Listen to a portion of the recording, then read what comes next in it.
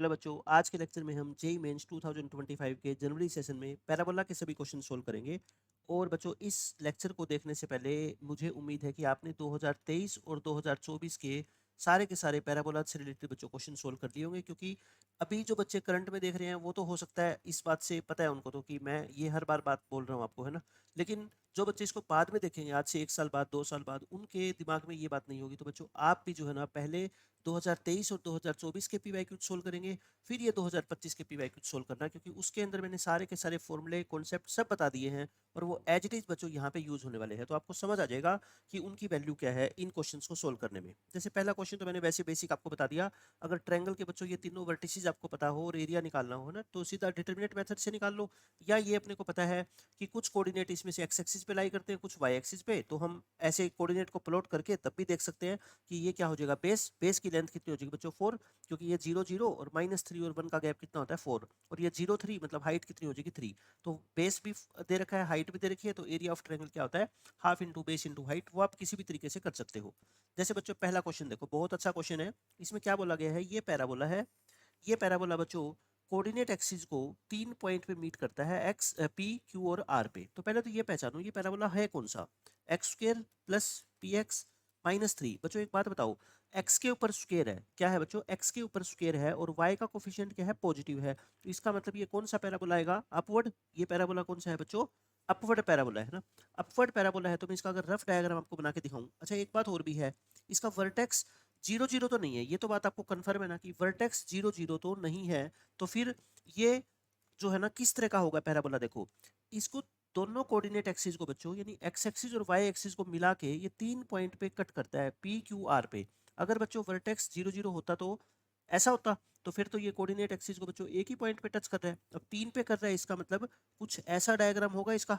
बताओ, इतनी बात आपको समझ आ गई क्या। ये डायग्राम मैंने आपको बना के दिखा दिया, ठीक है। ये 3 पॉइंट पे कट कर रहा है पी क्यू आर पे, तो किन्हीं 3 पॉइंट को नाम दे दो। इसको नाम दे दो पी, इसको नाम दे दो क्यू, इसको नाम दे देते हैं आर। अब आगे बढ़ो बच्चों, एक सर्कल सी है जिसका सेंटर है -1 -1। वो बच्चों इन तीनों पॉइंट से पास होता है, मतलब कि अब तीनों पॉइंट से पास होने वाला क्या ड्रॉ कर दो, एक सर्कल ड्रॉ कर दो। मैं रफ डायग्राम आपको बना के दिखा रहा हूँ। ये तीनों पॉइंट से मैं क्या करता हूँ, पहले ये सर्कल बना देता हूँ, और फिर ये जो पैराबोला का डायग्राम है ना, ये दोबारा बना देता हूँ मैं, है ना, थोड़ा सा, ताकि आपको फील हो कि ये डायग्राम है कैसे। ये पी क्यू आर पॉइंट है। अब जो पैराबोला है बच्चों, वो कहाँ से पास होता है, पी क्यू और आर से। तो ये पैराबोला का डायग्राम को मैंने ऐसे बना दिया, समझ गए। और इस सर्कल का सेंटर क्या है बच्चों, सेंटर 0 0 नहीं है, सेंटर कितना है, -1 -1। तो मतलब थर्ड क्वाड्रेंट में ये रहा -1 और -1। अब भाई आप ये मत समझना कि ये -1 -1 सेंटर लग तो नहीं रहा, लगने से क्या बात है भाई। अगर मैं इस डायग्राम को आपके सामने ऐसे बना दूं, ये देखो ऐसे, ये सेंटर है -1 -1, और ये बच्चों 3 पॉइंट से पास होता है पी क्यू और आर से, तब तो लगने लग गया ना अब आपको, है ना। ये जो है ना पी क्यू और आर, इस तरीके से ये डायग्राम बना हुआ है, ठीक है। उसके बाद बच्चों अपने को ट्रायंगल पी क्यू आर का एरिया निकालना है, यानी कि अपने को तीनों के तीनों क्या निकालने हैं बच्चों, वर्टिसेस निकालने हैं। अगर वर्टिसेस निकल गए तो इस ट्रायंगल का एरिया निकल जाएगा। अब वर्टिसेस के लिए बच्चों ध्यान से सुनना, मैं इस क्यू के कोऑर्डिनेट तो निकाल सकता हूँ। बताओ, क्यू के कोऑर्डिनेट्स के लिए क्या करूंगा मैं, क्यू कहाँ पे लाई करता है बोलो, क्यू लाई करता है बच्चों वाई एक्सिस पे, है ना। तो वाई एक्सिस पे लाई करता है, तो पैराबोला की इक्वेशन क्या है देखना, पैराबोला की इक्वेशन ये है। तो इसके अंदर x को क्या पुट कर दूं, 0, क्योंकि y एक्सिस पे बच्चों जो भी पॉइंट होगा उस पे x कोऑर्डिनेट तो क्या होता है 0, और x को 0 पुट करोगे तो y कितना आ गया -3। तो मतलब q पॉइंट के कोऑर्डिनेट आ गए बच्चों कितने, 0 -3। बस यही इसमें इंपॉर्टेंट बात थी कि q के कोऑर्डिनेट्स कैसे निकाले। अब q के निकल गए ना, बाकी दोनों के तो समझो आप निकाल ही लोगे। ये बताओ बच्चों, p और r पॉइंट कहाँ पे है, x एक्सिस के ऊपर। तो x एक्सिस के ऊपर है, इसको क्या मान लो α, 0, और इसको क्या मान लो बच्चों β, 0, क्योंकि x एक्सिस के ऊपर y की वैल्यू तो क्या होती है, 0 होती है, ठीक है। अब एक बात बताओ मेरे को, जो इस सेंटर की डिस्टेंस बच्चों p पॉइंट से है वही q पॉइंट से होगी। एक बात बताओ, ये सेंटर है, इसकी जो डिस्टेंस p पॉइंट से है ये भी रेडियस कहलाएगी, और जो q पॉइंट से है वो भी क्या कहलाएगी बच्चों, रेडियस कहलाएगी। समझ रहे हो ना मेरी बात को। तो इन दोनों को इक्वल रख दें, किसको बच्चों, OP और OQ को मैं क्या रख देता हूँ बच्चों, इक्वल रख देता हूँ, और वहां से क्या आ जाएगी, अल्फा की वैल्यू आ जाएगी। दो वैल्यू आएगी, एक यहाँ पे पुट कर देंगे और एक यहाँ पे पुट कर देंगे। समझते हो ना बातों को। तो करना बच्चों पुट, इसकी अल्फा की -1 से डिस्टेंस क्या आएगी, α+1 का होल स्क्वायर, और 0 और -1 का गैप 1 1 का होल स्क्वायर, इक्वल टू इसकी सेंटर की डिस्टेंस इससे निकालना क्या आएगा बताओ, 1 का स्क्वायर प्लस -3 और -1 का गैप 2 2 का स्क्वायर कितना होता है 4। ये 1 का स्क्वायर कैंसिल हो गया, तो α+1 का होल स्क्वायर कितना आ गया बच्चों 4, अल्फा प्लस वन क्या आ गया, प्लस माइनस टू। तो अल्फा की वैल्यू क्या आएगी, देखो -1 प्लस -2। तो एक बार प्लस का साइन ले लेंगे और एक बार माइनस का साइन ले लेंगे, है ना। तो वैल्यू कितनी आ गई बताओ अल्फा की, एक 1 और एक -3। अब आप ये मत समझना कि सर कौन सी वैल्यू ले, देखो ये 2 पॉइंट है ना बच्चों, ये 2 पॉइंट है ये और ये, तो एक वैल्यू यहाँ यूज कर लो अल्फा की, -3 यहाँ यूज कर लेते हैं और 1 यहाँ यूज कर लेते हैं, क्योंकि दिख रहा है मेरे को ये एक्स एक्सिस की पॉजिटिव डायरेक्शन में है, तो मैंने पॉजिटिव वैल्यू यहाँ यूज कर ली, नेगेटिव वैल्यू यहाँ यूज कर ली। आप समझ गए, क्योंकि आप दोबारा कैसे निकालोगे, एक बात बताओ बच्चों, इसको बीटा कोमा जीरो मान के अगर आप डिस्टेंस निकालोगे ये और इसको इसके इक्वल रखोगे तब भी तो बीटा की वही दो वैल्यू आएगी, ठीक है। तो चाहे अल्फा से कर लो चाहे बीटा से कर लो, बात तो एक ही है, दो वैल्यू आएगी, एक वैल्यू इस पॉइंट के लिए यूज हो जाएगी पी के लिए और एक वैल्यू बच्चों क्यू के लिए यूज हो जाएगी। तो बताओ मैंने आपके सामने ट्रायंगल के तीनों वर्टिसेस निकाल के दिखा दिए, कौन कौन से, -3,0 1,0 और 0,3 -3। तो इसके वर्टिसेस निकल गए, तो एरिया तो बच्चों हमने अभी निकाला था। मतलब मेन बात क्या थी, ट्रायंगल के वर्टिसेस निकालना, वो मैंने आपको बिल्कुल आसानी से देखो डायग्राम बना के दिखा दिए। उसके बाद आ जाओ बच्चों नेक्स्ट क्वेश्चन पे, ये बिल्कुल इजी क्वेश्चन, देखो मैं आपको पहले पूछता हूँ, अगर ए और बी के मैंने आपको कोऑर्डिनेट दे दिए, 2 पॉइंट है, तो A B line segment origin पे कितना एंगल बनाएगा, तो आप डायग्राम बना लो, ये ए बी लाइन सेगमेंट हो गया कोई, ये ओरिजिन हो गया बच्चों, कितना एंगल बनाएगा, मतलब कि ए और बी को ओरिजिन से ज्वाइन करके और इनके बीच का एंगल निकाल लो। अब बताओ दो लाइनों के बीच का एंगल कैसे निकालते हो बच्चों, दोनों लाइन का क्या चाहिए अपने को, स्लोप। तो इस लाइन का स्लोप बोलो, ए ओ का स्लोप, ये तो 0 0 है ना, ओरिजिन है, तो स्लोप क्या होता है, y2 minus y1 upon x2 minus x1, निकल गया।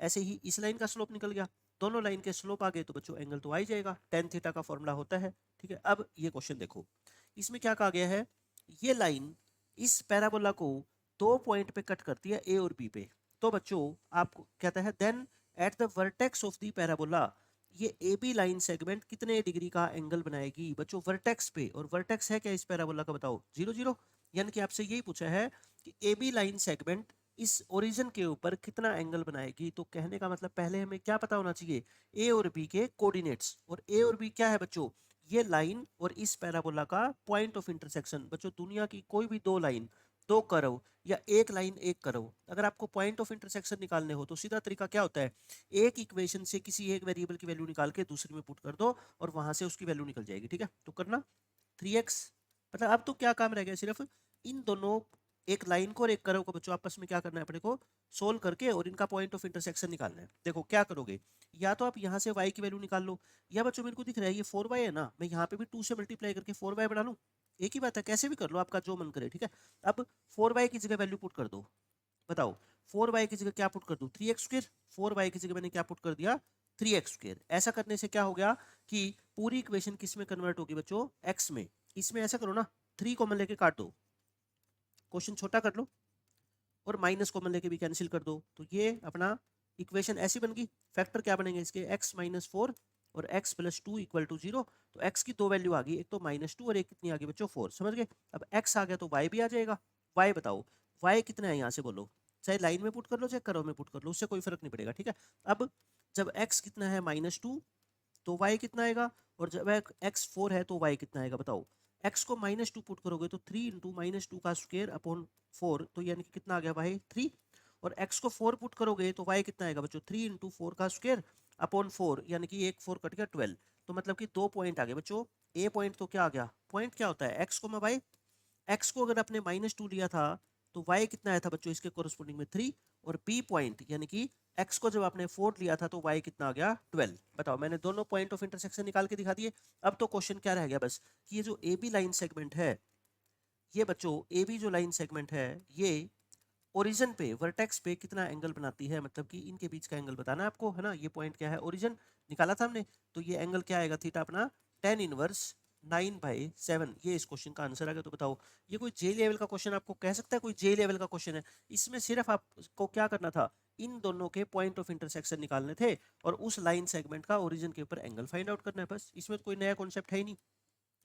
अब आ जाओ बच्चों इस क्वेश्चन पे, देखो बहुत इंपॉर्टेंट क्वेश्चन होता है ये। इसमें क्या बोला गया है आपको कि ए की ऐसी वैल्यू बताओ जिससे कि इस पॉइंट की डिस्टेंस इस पैराबोला से कितनी हो जाए बच्चों, 4 हो जाए, और ये डिस्टेंस मिनिमम है। यानी मैं आपको ये बोलना चाहता हूँ, अगर आपको एक पॉइंट की पैराबोला के किसी पॉइंट से मिनिमम डिस्टेंस निकालनी हो तो क्या कॉन्सेप्ट होता है, मैंने आपको हमेशा बताया है ये बात, क्या बना, रफ डायग्राम बना लिया करो। ये रफ डायग्राम ये बना लिया हमने, इस पैराबोला के ऊपर कोई एक पॉइंट ले लो, और जब भी बच्चों पैराबोला के ऊपर कोई पॉइंट लेना हो तो मैंने हमेशा आपको बताया है पॉइंट को किस फॉर्म में मान लो, पैरामीट्रिक कोऑर्डिनेट की फॉर्म में।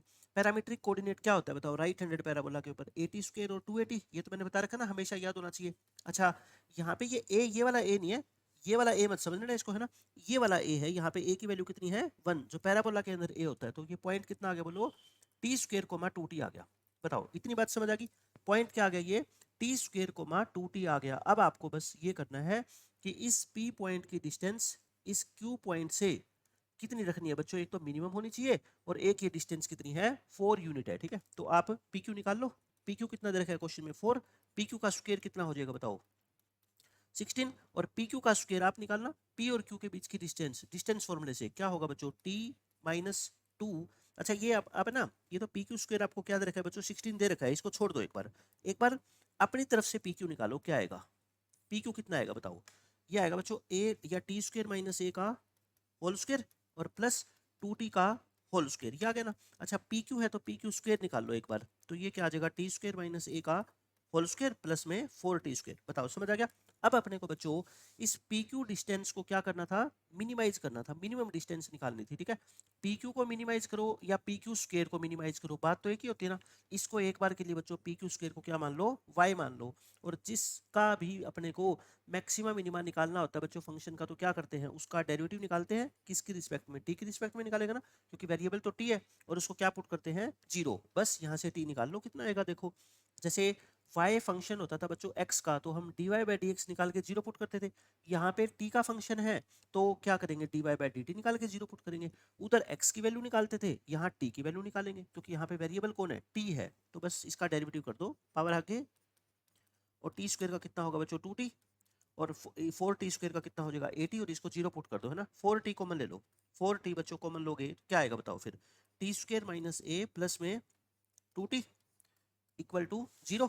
और 4t, अब देखो t की वैल्यू 0 तो हो नहीं सकती, क्योंकि अगर 0 हो गया तो बच्चों ये क्या हो जाएगा 0 0 हो सकता है, 0 हो सके, लेकिन मिनिमम डिस्टेंस नहीं आएगी, है ना, फिर डिस्टेंस कुछ और आ जाएगी। तो इसलिए क्या कर दो, इसको 0 पुट कर दो बस, t² minus a plus 2t equal to 0। तो यहाँ से t² और अपना कितना आ गया प्लस में 2t नहीं आएगा, है ना, ये 2t नहीं आएगा, ये 2 आएगा, ये क्या आएगा 2। तो t² और प्लस 2 इज इक्वल टू क्या आ गया बच्चों, a आ गया। तो यानी कि t² की वैल्यू कितनी आ गई, a माइनस 2 आ गई। हम t² की वैल्यू तो निकालते हैं, कितनी आ गई बच्चों, a माइनस 2। अब आप मेरे को ये बताओ, क्वेश्चन के अकॉर्डिंग अपने को तो a निकालना है ना। ये जो pq डिस्टेंस है ये कितनी दे रखी थी 4, यानी कि pq डिस्टेंस 4 दे रखी थी, या pq स्क्वायर कितना दे रखा था 16, और pq स्क्वायर हमने कितना निकाला था, ये रहा t² माइनस a का होल स्क्वायर प्लस 4t², ये बच्चों 16 दे रखी है। अब बताओ t² की वैल्यू पुट कर दें, t² की जगह a माइनस 2 पुट करो, a माइनस 2 माइनस a का whole square plus 4 into a minus 2 equal to 16। देखो यहाँ से a की वैल्यू आ जाएगी ना, ये a से a कट गया, माइनस 2 का स्क्वायर 4, और ये 4 कॉमन लेके उधर डिवाइड कर दो, इससे बच्चों 4 कॉमन लोगे और उधर डिवाइड करोगे तो ऐसा आ गया। तो a कितना आ गया, आई थिंक 5 आ गया, है ना, a की वैल्यू कितनी आ गई बच्चों 5 आ गई। तो बिल्कुल आसान क्वेश्चन था। मैंने पैरामीट्रिक कोऑर्डिनेट के रूप में एक पॉइंट मान लिया, पैराबोला पे मान लिया, फिर उसके बाद बच्चों इस पॉइंट की q से डिस्टेंस कितनी दे रखी है 4, ये तो बाद में पुट करेंगे 4, तो पहले तो डिस्टेंस को क्या करना है, मिनिमाइज करना है। तो उसका डेरिवेटिव निकाल के मैंने 0 पुट करके वहां से t की वैल्यू निकाल ली, t की वैल्यू बच्चों इसके अंदर पुट कर दी, और अपना a की वैल्यू आ जाएगी आसानी से। अब बच्चों ये क्वेश्चन देख लो, बिल्कुल आसान क्वेश्चन लगेगा अब आपको ये। इसमें क्या कहता है, let the shortest distance from point this, a क्या है बच्चों 0 से बड़ा है, to the parabola this is 4। इस पॉइंट की डिस्टेंस इस पैराबोला से मिनिमम डिस्टेंस 4 है। तो बताओ इतने क्वेश्चन को पढ़ के आप पहले तो क्या निकालोगे, ए निकालोगे, ए निकल गया 5। उसके बाद अब नेक्स्ट क्वेश्चन पे आ जाओ। अब क्या कहा गया बच्चों आपको, then the equation of circle, अपने को सर्कल की इक्वेशन निकालनी है जो a0 से पास होता है, यानी कि a0 का मतलब 50 से पास होता है, and focus of the parabola, और फोकस से भी पास होता है। अच्छा इस पैराबोला का फोकस बता दो कितना होगा। फोकस क्या होता है बच्चों, राइट हैंडेड पैराबोला का a, 0। अच्छा a का मतलब यहाँ पे ये वाला a मत मान लेना, इसका a क्या होता है 4/4, यानी कि 1,0 फोकस से पास होता है। तो 2 पॉइंट से पास होता है, एक तो 50 से और एक 10 से। और सेंटर कहाँ पे है बच्चों इसका, x on the axis of the parabola, कि जो पैराबोला का एक्सिस है वही जो है ना सेंटर का एक्सिस है। इसका मतलब क्या, देखो एक्सिस क्या होता है पैराबोला का, ये एक्सिस है ना, एक्स एक्सिस। तो बच्चों पैराबोला का जो एक्सिस है वो कौन है बच्चों, एक्स एक्सिस, और जो सेंटर है ना वो भी बच्चों उसी एक्सिस पे लाई करता है, मतलब कि इसका सेंटर जो है ना सर्कल का वो कहाँ पे लाई करता है, एक्स एक्सिस के ऊपर लाई करता है। तो अपने को अबाउट सर्कल, सर्कल के बारे में क्या क्या इन्फॉर्मेशन गिवन है आप मेरे को बता दो। ये दो तो पॉइंट से पास होता है ना, मतलब कि मैं लिख देता हूँ अलग से, पासिंग पॉइंट्स कौन कौन से बोलो बच्चों, एक तो 5,0 और एक पैराबोला का फोकस जो कि है 1,0, 2 पॉइंट से पास होता है। और एक इसका जो सेंटर है ना वो लाई करता है बच्चों कहाँ पे, लाइज ऑन एक्स एक्सिस। तो सेंटर के जो भी कोऑर्डिनेट होंगे बच्चों, एक्स एक्सिस के ऊपर वाई तो 0 होता होगा, और एक्स कोऑर्डिनेट को क्या मान लो, एक बार एक्स ही मान लो, ठीक है।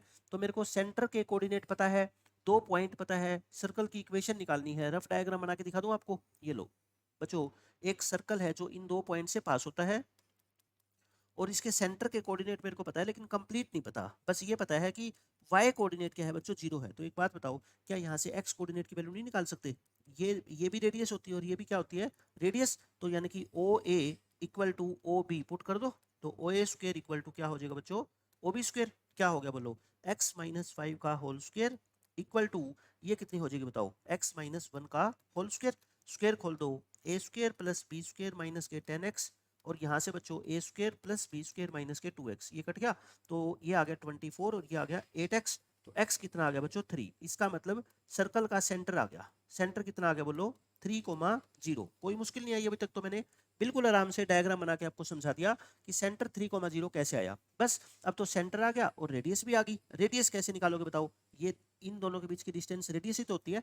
तो बताओ 5 और 3 का गैप कितना होता है, 2, तो रेडियस कितनी आ गई बच्चों 2। सेंटर भी है, रेडियस भी है, तो सर्कल की इक्वेशन कैसे निकालते हैं, x माइनस 3 का whole square plus y minus 0 का whole square equal to r square. तो इसको सिंप्लीफाई कर लो, ए स्क्वायर प्लस ये वाई स्क्वायर कर दूं, plus b square minus 2ab equal to 4, यानी माइनस 4 इक्वल टू 0। तो x square plus y square minus 6x plus 5 equal to 0, और ये इस क्वेश्चन का क्या है, आंसर है। ठीक है, एक तो तरीका ये है कि बिल्कुल बेसिक से मैंने आपको सोल्व करके दिखा दिया। आप जैसे ही बच्चों कोऑर्डिनेट ज्योमेट्री में डायग्राम बनाओगे ना, आप यूं समझ लो आपको आधे से ज्यादा क्वेश्चन तो डायग्राम से समझ आ जाएगा कि इसमें कहना क्या चाहता है। 2 पॉइंट से पास होता है, सेंटर कहाँ पे है, एक्स एक्सिस पे। एक्स एक्सिस के ऊपर कोई भी पॉइंट मानना हो तो उसको x,0 मानते हैं, मैंने कर दिया। अब बच्चों इसका मेथड नंबर 2 देख लो आप। मेथड नंबर 2 में क्या है, आपको ये इन्फॉर्मेशन गिवन थी कि सर्कल इन 2 पॉइंट से पास होता है और इसका सेंटर बच्चों कहाँ पे है, एक्स एक्सिस पे है। मैं आपको ना एग्जैक्ट डायग्राम बना के आपको दिखाता हूँ। इन 2 पॉइंट से पास होता है, इसका मतलब बच्चों प्लॉट कर लो। ये पॉइंट है 1,0 और ये पॉइंट है 5,0। अब आप एक ऐसा सर्कल बनाना रफ जो इन दोनों पॉइंट से पास होता हो। इन दोनों पॉइंट से पास होने वाले सर्कल का डायग्राम, और उसका सेंटर कहाँ पे है बच्चों, सेंटर है उसका कहाँ पे, एक्स एक्सिस के ऊपर। तो सेंटर एक्स एक्सिस के ऊपर है, तो बताओ ऐसा डायग्राम बना दूं क्या मैं, ऐसा डायग्राम, और इसका जो सेंटर है वो कहाँ पे है, एक्स एक्सिस के ऊपर है। और ये 2 पॉइंट भी बच्चों एक्स एक्सिस पे है। एक बात बताओ, ये दोनों पॉइंट भी सर्कल के ऊपर है और एक्स एक्सिस के ऊपर है, और सेंटर भी एक्स एक्सिस के ऊपर है। तो इसका मतलब ये जो सेंटर है, तो क्या आपको नहीं लगता ये इन दोनों पॉइंट का मिड पॉइंट होगा, ए और बी का, है ना। सेंटर क्या होगा अपना, mid point of A B. तो ये क्या हो गया बच्चों, इसका मिड पॉइंट बोलो 1+5/2 और 0+0/2, यानी कि 3,0। तो मैंने जो सेंटर आपको वहां निकाल के दिखाया था ना, अब मैंने इजीली आपको वैसे ही बता दिया डायग्राम से कि सेंटर 3,0 होगा। तो देखना, ये 1, ये 3, ये 5, तो ये डिस्टेंस कितनी होगी 2, और ये क्या कहलाती है बच्चों, रेडियस। तो सेंटर और रेडियस आप ऐसे डायग्राम बना के भी इजीली निकाल सकते थे, लेकिन ये तो बच्चों इसके अंदर काम कर गया कि सेंटर, ये दोनों पॉइंट भी एक्स एक्सिस के ऊपर है, सेंटर भी एक्स एक्सिस के ऊपर है। लेकिन अगर ये पॉइंट 1,050 की जगह कोई और हुए, तब तो बच्चों आपका ये जो बेसिक मेथड है ना, ये वाला मेथड यही काम आएगा। इसलिए मैं कहता हूँ बेसिक मेथड अपना स्ट्रॉन्ग कर लो, फिर आप ये देख लो कि किसी पर्टिकुलर क्वेश्चन में कोई और मेथड लग सकता है कि नहीं लग सकता, ताकि पेपर में कोई भी क्वेश्चन आए फिर आप उसको सोल्व कर सको आसानी से। अब बच्चों आ जाओ नेक्स्ट क्वेश्चन पे। नेक्स्ट क्वेश्चन करवाने से पहले मैं आपको बिल्कुल छोटा सा क्वेश्चन पूछता हूँ कि आपको इस पैराबोला का फोकस और वर्टेक्स निकालना हो तो कैसे करोगे। देखो ये पैराबोला स्टैंडर्ड फॉर्म में नहीं है, मतलब कि ये शिफ्टेड पैराबोला है, मतलब कि इसका वर्टेक्स 0,0 नहीं है। अब मेरी बात ध्यान से सुनना बच्चों, अगर आपने पहले नहीं पढ़ रखा ये, तो मैं आपको आराम से समझा देता हूँ कि शिफ्टेड पैराबोला का वर्टेक्स और फोकस कैसे निकालते हैं। जैसे y square equal to 4x plus 16, इसमें से x का कोफिशिएंट क्या बनाओ बच्चों, 1 बनाओ। यानी कि अगर y के ऊपर स्क्वायर है तो x का कोफिशिएंट क्या बनाओ, 1। 4 कॉमन ले लो, जो भी कॉमन आ रहा है ना, x का जो कोफिशिएंट है वो कॉमन ले लो। बताओ यहाँ तक पहुंच गए। अब ये तो आपको दिख रहा है कि ये कौन सा पैराबोला है, राइट हैंडेड पैराबोला है। ये कौन सा पैराबोला है, राइट हैंडेड पैराबोला। अब बच्चों ध्यान से सुनना, अगर आपको निकालना हो वर्टेक्स तो क्या किया करो, जो x कोऑर्डिनेट है, अब की बार x की जगह x+4 आ गया, उसको 0 पुट कर दिया करो, कितनी आ गई वैल्यू -4। फिर y को 0 पुट करोगे, क्या आ जाएगा बच्चों 0, ये तो क्या आ गया वर्टेक्स आ गया, ठीक है। अच्छा a निकालना हो तो a क्या होता है बताओ, इस बाहर वाले नंबर को 4 से डिवाइड करते थे। फोकस क्या होता था आप मेरे को बताओ, राइट हैंडेड पैराबोला का फोकस होता था a,0 यानी कि 1,0। लेकिन बच्चों बात बिल्कुल ध्यान से सुन लो, ये जो फोकस आया ना, ये कैसा आया है, इनकरेक्ट फोकस आया है। क्यों, ये फोकस तब होता है जब पैराबोला का वर्टेक्स क्या होता है बच्चों 0,0, बट यहाँ पे पैराबोला का वर्टेक्स 0,0 नहीं है। तो मैं आपको डायरेक्ट तरीका बता रहा हूँ कि इनकरेक्ट फोकस से करेक्ट फोकस अब कभी भी निकालना हो आपको, चाहे वो पैराबोला हो, इलिप्स हो, हाइपरबोला हो, अगर किसी पॉइंट के कोऑर्डिनेट है शिफ्टेड फॉर्म में और वो इनकरेक्ट हो और आपको करेक्ट निकालने हो, तो क्या करना है, हमेशा जो पुराने वाला फोकस है ना अपना, उसमें ऐड कर देना बच्चों क्या, वर्टेक्स। उसमें क्या ऐड कर देना, वर्टेक्स, यानी कि 1,0 में ऐड कर दो -4,0, यानी कि -3,0। ये अपना क्या आ गया, फोकस आ गया, ठीक है। होता क्या है ये देखो मैं आपको बताता हूँ। जैसे शिफ्टेड पैराबोला में ये वाई स्क्र इक्वल टू क्या होता है बच्चों, 4 × x+4। टीचर ये सिखाता है कि इसको कैपिटल वाई स्क्र मान लो और इसको कैपिटल एक्स मान लो। तो इसका जो फोकस होता था वो क्या होता था बच्चों, 1,0 बट ये स्मॉल और स्मॉल की वैल्यू नहीं है, ये कैपिटल एक्स और कैपिटल वाई की वैल्यू है। अब फिर आपको ये सिखाया जाता है कि कैपिटल एक्स की जगह क्या पुट करो, x+4, और कैपिटल वाई की जगह y, और यहाँ से स्मॉल एक्स स्मॉल वाई की वैल्यू निकालो। वही क्या होगा, अपना आंसर होगा, ठीक है। ये आ गया, ये कितना है 1, और ये y इक्वल टू क्या है 0। तो यहाँ से x कितना आ गया देखो -3, और y 0 है ही, तो ये आंसर आ गया ना देखो। लेकिन मैं कहता हूँ इतना लेंथी करने की जरूरत नहीं है, सब्जेक्टिव पेपर थोड़े हमें सोल्व करना है। आपका जो भी पुराना फोकस आए ना, उसमें बच्चों वर्टेक्स ऐड कर देना, वो आपका करेक्ट फोकस आ जाएगा, ठीक है। ये सबसे अच्छा मेथड है किसी भी पैराबोला का वर्टेक्स निकालना और फोकस निकालने का। उसके बाद बच्चों ये तो सिंपल कैलकुलेशन आपको करनी है। अगर मान लो मैं आपको ये इक्वेशन दे दूं लैम्डा में, और लैम्डा की दो वैल्यू पूछूं, तो निकाल दोगे ना, सिंपल एलसीएम वगैरह लेके, कॉमन वगैरह लेके। लैम्डा की दो वैल्यू आएगी, एक 1 और एक -7/6। अब बच्चों ये क्वेश्चन देखो, आपको बहुत आसान लगेगा ये क्वेश्चन। इसमें कहा गया है the focus of the parabola this is the centre of circle C of radius 5। मतलब ध्यान से सुनो मेरी बात, एक सर्कल सी है, सर्कल है, उसका नाम क्या है बच्चों, सी। उसकी रेडियस तो अपने को क्वेश्चन में दे रखी है, कितनी, 5। और जो सेंटर है ना, सेंटर, वो क्या है बच्चों, इसका फोकस, जो इसका फोकस है ना, वही पॉइंट बच्चों इस सर्कल का क्या है, सेंटर है। तो सेंटर क्या है, फोकस ऑफ पैराबोला। और फोकस ऑफ पैराबोला अभी मैंने आपको निकाल के दिखाया ना, कितना बच्चों, -3,0। तो अब आप मेरे को ये बता दो बस कि इस सर्कल का आपको रेडियस भी पता है, सेंटर भी पता है। देख लो ऐसे, ये हो गया इसका सेंटर, और ये होगी बच्चों इसकी रेडियस। समझ आ गई इतनी बात, ठीक है। अब आगे आ जाओ। If the values of lambda for which C, C मतलब ये circle, passes through the point of intersection of these two lines. पहले ये बता दो मेरे को, इन दो लाइन का पॉइंट ऑफ इंटरसेक्शन आप निकाल सकते हो क्या? पॉइंट ऑफ इंटरसेक्शन का मतलब क्या, यहाँ से y की वैल्यू निकाल लो, कितनी, 3x पहली लाइन से, और यहाँ बच्चों x plus lambda y is equal to 4। यहाँ पे y की वैल्यू को क्या डाल दो, 3x डाल दो, एक वेरिएबल में कन्वर्ट कर लो ना। यहाँ से x कॉमन ले लो, तो क्या आ जाएगा, 3 लैम्डा प्लस में 1, x की वैल्यू आ गई। मुझे पॉइंट ऑफ इंटरसेक्शन निकालना है, का मतलब क्या, x और y की वैल्यू 3 इंटू एक्स, एक्स क्या है बच्चों, 4/3 लैम्डा प्लस में 1। तो पॉइंट ऑफ इंटरसेक्शन कितना आ गया बताओ इन दोनों लाइन का, x कोऑर्डिनेट कितना 4/3 लैम्डा प्लस 1, और y कोऑर्डिनेट कितना 12/3 लैम्डा प्लस 1। ये कहता है सी सर्कल इन दोनों के पॉइंट ऑफ इंटरसेक्शन से पास होता है। इसका मतलब क्या, कि इन दोनों का जो पॉइंट ऑफ इंटरसेक्शन है वो सर्कल के ऊपर है, कौन सा, 4/3 लैम्डा प्लस 1 और 12/3 लैम्डा प्लस 1। तो एक बात बताओ बच्चों, अगर ये पॉइंट सर्कल के ऊपर है, तो सेंटर और इसके बीच की जो डिस्टेंस है वो कितनी होगी, 5 होगी, या OP स्क्वायर इक्वल टू क्या होगा, 5 का स्क्वायर। निकाल लो डिस्टेंस फॉर्मूला से, क्या होता है बताओ, 4/3 लैम्डा प्लस 1 -3 की जगह +3 का होल स्क्वायर, और ये बच्चों 0 ही है, तो ये क्या आएगा, 12/3 लैम्डा प्लस 1 का होल स्क्वायर इक्वल टू 25। ये इक्वेशन को मैंने अभी आपके सामने सोल्व किया था। तो लैम्डा की दो वैल्यू आएगी, एक 1 और एक -7/6। देखो ये इतना 1 और -7/6। अब क्वेश्चन में क्या रखा है, ये जो लैम्डा की वैल्यू है ना, ये एक का नाम है लैम्डा 1 और एक का नाम है लैम्डा 2।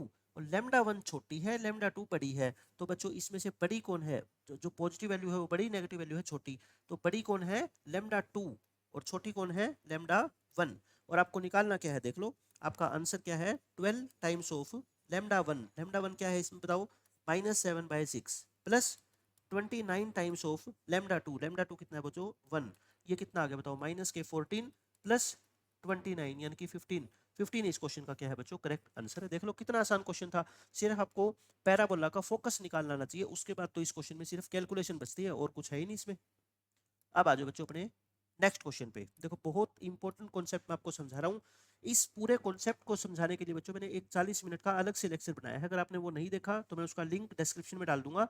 बहुत ज्यादा इंपॉर्टेंट क्वेश्चन पैराबोला के ऊपर मैंने करवाए हैं, और उसमें से एक क्वेश्चन ये भी इंक्लूड है उसमें कि अगर पैराबोला का बच्चों आपको वर्टेक्स दे रखा हो, ध्यान से सुनना बच्चों, लिख लो अपनी नोटबुक में, वर्टेक्स और डायरेक्ट्रिक्स गिवन हो और पैराबोला का फोकस निकालना हो, तो इसका क्या तरीका होता है। मैं कहता हूँ रटना नहीं है आपको, आपको चीजों को ऑब्जर्व करना है। मतलब ये देखना है कि इन दो इन्फॉर्मेशन अगर पेपर में दे दी जाए और पैराबोला का फोकस निकालना हो या इक्वेशन निकालनी हो पैराबोला की, तो फिर प्रोसेस क्या होता है, आपको प्रोसेस याद करना है। मैं ये नहीं कहता कि रटो, मेथड रटने से बात नहीं बनेगी, प्रोसेस। और प्रोसेस कैसे याद होगा, जब आप चीजों को डायग्राम बना के समझोगे। अब पैराबोला का आप कोई भी रफ डायग्राम बना रहा हूँ है ना, मैं ये कोई फेयर डायग्राम नहीं है, ये डायग्राम हर पैराबोला के लिए चल जाएगा। मैं कहता हूँ ये एक पैराबोला है, फोकस और आपको निकालना है वर्टेक्स दे रखा है। वर्टेक्स कहाँ होता है बच्चों, पैराबोला के ऊपर होता है। ये वर्टेक्स को नाम क्या दे दो, वी, वी फॉर वर्टेक्स, 3/2, 3। और ये है बच्चों डायरेक्ट्रिक्स, डायरेक्ट्रिक्स को ऐसे लिख दो, कितनी है ये, x+2y=0। कभी भी आपको बच्चों पैराबोला का वर्टेक्स दे रखा हो और डायरेक्ट्रिक्स दे रखी हो और फोकस निकालना हो, तो तरीका ध्यान से सुन लो। पहले क्या कर लो आप, इस वर्टेक्स से परपेंडिकुलर डाल लो डायरेक्ट्रिक्स के ऊपर, ये डाल दिया। अब ये मान लो कोई पॉइंट है बच्चों, क्या पी, कोई भी पॉइंट, इसको पी बोल दो। पी क्या है बच्चों, पी क्या है बोलो, foot of perpendicular, foot of perpendicular drawn from vertex on directrix. ठीक है, अभी आगे मत पढ़ो क्वेश्चन को, बस अभी मेरे को आप ये बता दो, क्या आप फुट ऑफ परपेंडिकुलर निकाल दोगे क्या।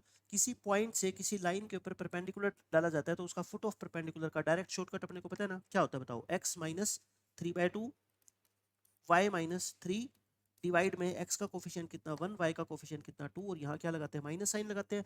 फिर ये पॉइंट पुट करते हैं इस लाइन में, x की जगह क्या पुट करो 3/2, y की जगह कितना पुट करो 3, 3×2=6, और नीचे बच्चों क्या होता है 1 का स्क्वायर प्लस 2 का स्क्वायर, यानी कि 1 + 4, ऊपर कितना आ गया 6×2=12, 15 माइनस के 15/2 इंटू 5, यानी कि ये आ गया माइनस के 3/2। समझ गए। फिर इनको इक्वेट करके और x और y की क्या निकाल लेंगे, वैल्यू निकाल लेंगे। इसको इक्वेट कर लो, y-3/2 = -3/2, ये कट गया तो x कितना आ गया 0, ये 2 से 2 कट गया, -3 से -3 कट गया, y भी 0 आ गया। तो मतलब कि अपना जो p पॉइंट है वो कितना आ गया 0,0 आ गया। पहले बताओ यहाँ तक क्वेश्चन समझ आ गया क्या, एक एक स्टेप हाँ बढ़ते जाओ है ना, अपने आप से बात किया करो कि हाँ सच समझ आ गया। अब आपने वर्टेक्स से बच्चों जो परपेंडिकुलर डाला डायरेक्ट्रिक्स के ऊपर, उसका कोऑर्डिनेट आ गया है ना, फुट ऑफ परपेंडिकुलर आ गया। अब ध्यान से समझो, अब ये जो फोकस होता है, ये फोकस, फोकस को नाम दे दो एस, एस का मतलब फोकस। फोकस और V और P, ये तीनों बच्चों हमेशा एक कोलिनियर होते हैं, ये तीनों पॉइंट है ना। जैसे मैं आपको डायग्राम बना के ये दिखाता हूँ, देखो ये आपका वर्टेक्स होता था 0 0, ये मान लो a,0 होता था, और ये डायरेक्ट्रिक्स होती थी। तो यहाँ पे जो पॉइंट है बच्चों P, इतनी डिस्टेंस, ये वाली डिस्टेंस भी a होती थी और ये वाली डिस्टेंस भी क्या होती थी, a होती थी। इसका मतलब ये जो वर्टेक्स होता है ना बच्चों, ये P और S जो लाइन सेगमेंट है PS, इसका क्या है, ये मिड पॉइंट है। समझ गए। और इसके S के कोऑर्डिनेट क्या मान लो, अब अल्फा बीटा मान लो। तो अब आप क्या कर लो बच्चों, मिड पॉइंट फॉर्मूले से बताओ V क्या है, इसका मिड पॉइंट है। V क्या है बच्चों, मिड पॉइंट ऑफ PS। तो मिड पॉइंट फॉर्मूले से अल्फा बीटा नहीं निकल जाएगा, बताओ कैसे निकलेगा। जो 3/2 होता है x कोऑर्डिनेट, वो कैसे निकलता है, अल्फा प्लस 0/2, और जो ये 3 होता है ये कैसे निकलता है, बीटा प्लस 0/2, यानी कि अल्फा आ गया बच्चों कितना 3, और बीटा कितना आ गया 6, यानी कि आपका जो फोकस है वो कितना आ गया 3,6 आ गया। बताओ, ये तो मैंने आपको इतना डिटेल में समझाया है, अब आपको समझ गया। अब आपको प्रोसेस समझना है कि अगर वर्टेक्स मेरे को दे दिया जाए और डायरेक्ट्रिक्स दे दी जाए तो फोकस कैसे निकालेंगे। आपको डायग्राम से देखो याद हो गया कि वर्टेक्स से जो परपेंडिकुलर डालेंगे डायरेक्ट्रिक्स के ऊपर, तो पहले तो उसके कोऑर्डिनेट निकाल लेंगे, फिर बच्चों मिड पॉइंट फॉर्मूला लगा के फोकस के क्या निकाल लेंगे, कोऑर्डिनेट निकाल लेंगे। हो गया एक क्वेश्चन खत्म। दूसरा क्वेश्चन बच्चों, अब देखो ये क्वेश्चन सिर्फ पैराबोला में ही नहीं, इलिप्स में भी हाइपरबोला में, तीनों जगह काम आएगा। कब, जब बच्चों कभी भी आपको फोकस दे रखा हो, डायरेक्ट्रिक्स गिवन हो और इसेंट्रिसिटी गिवन हो। इसेंट्रिसिटी पैराबोला की तो कितनी होती है 1 होती है, इसलिए देने की जरूरत नहीं है। लेकिन इलिप्स और हाइपरबोला की इसेंट्रिसिटी फिक्स नहीं होती, इसीलिए वहां पे आपको गिवन होगी। बस फोकस और डायरेक्ट्रिक्स और इसेंट्रिसिटी तीनों चीज अगर बच्चों किसी भी कोनिक की दी हो, चाहे वो पैराबोला हो, चाहे इलिप्स हो, चाहे हाइपरबोला हो, और उसकी इक्वेशन आपसे पूछी जाए, तो बच्चों मेरी बात हमेशा हमेशा के लिए याद कर लो, बहुत इंपॉर्टेंट कॉन्सेप्ट है ये।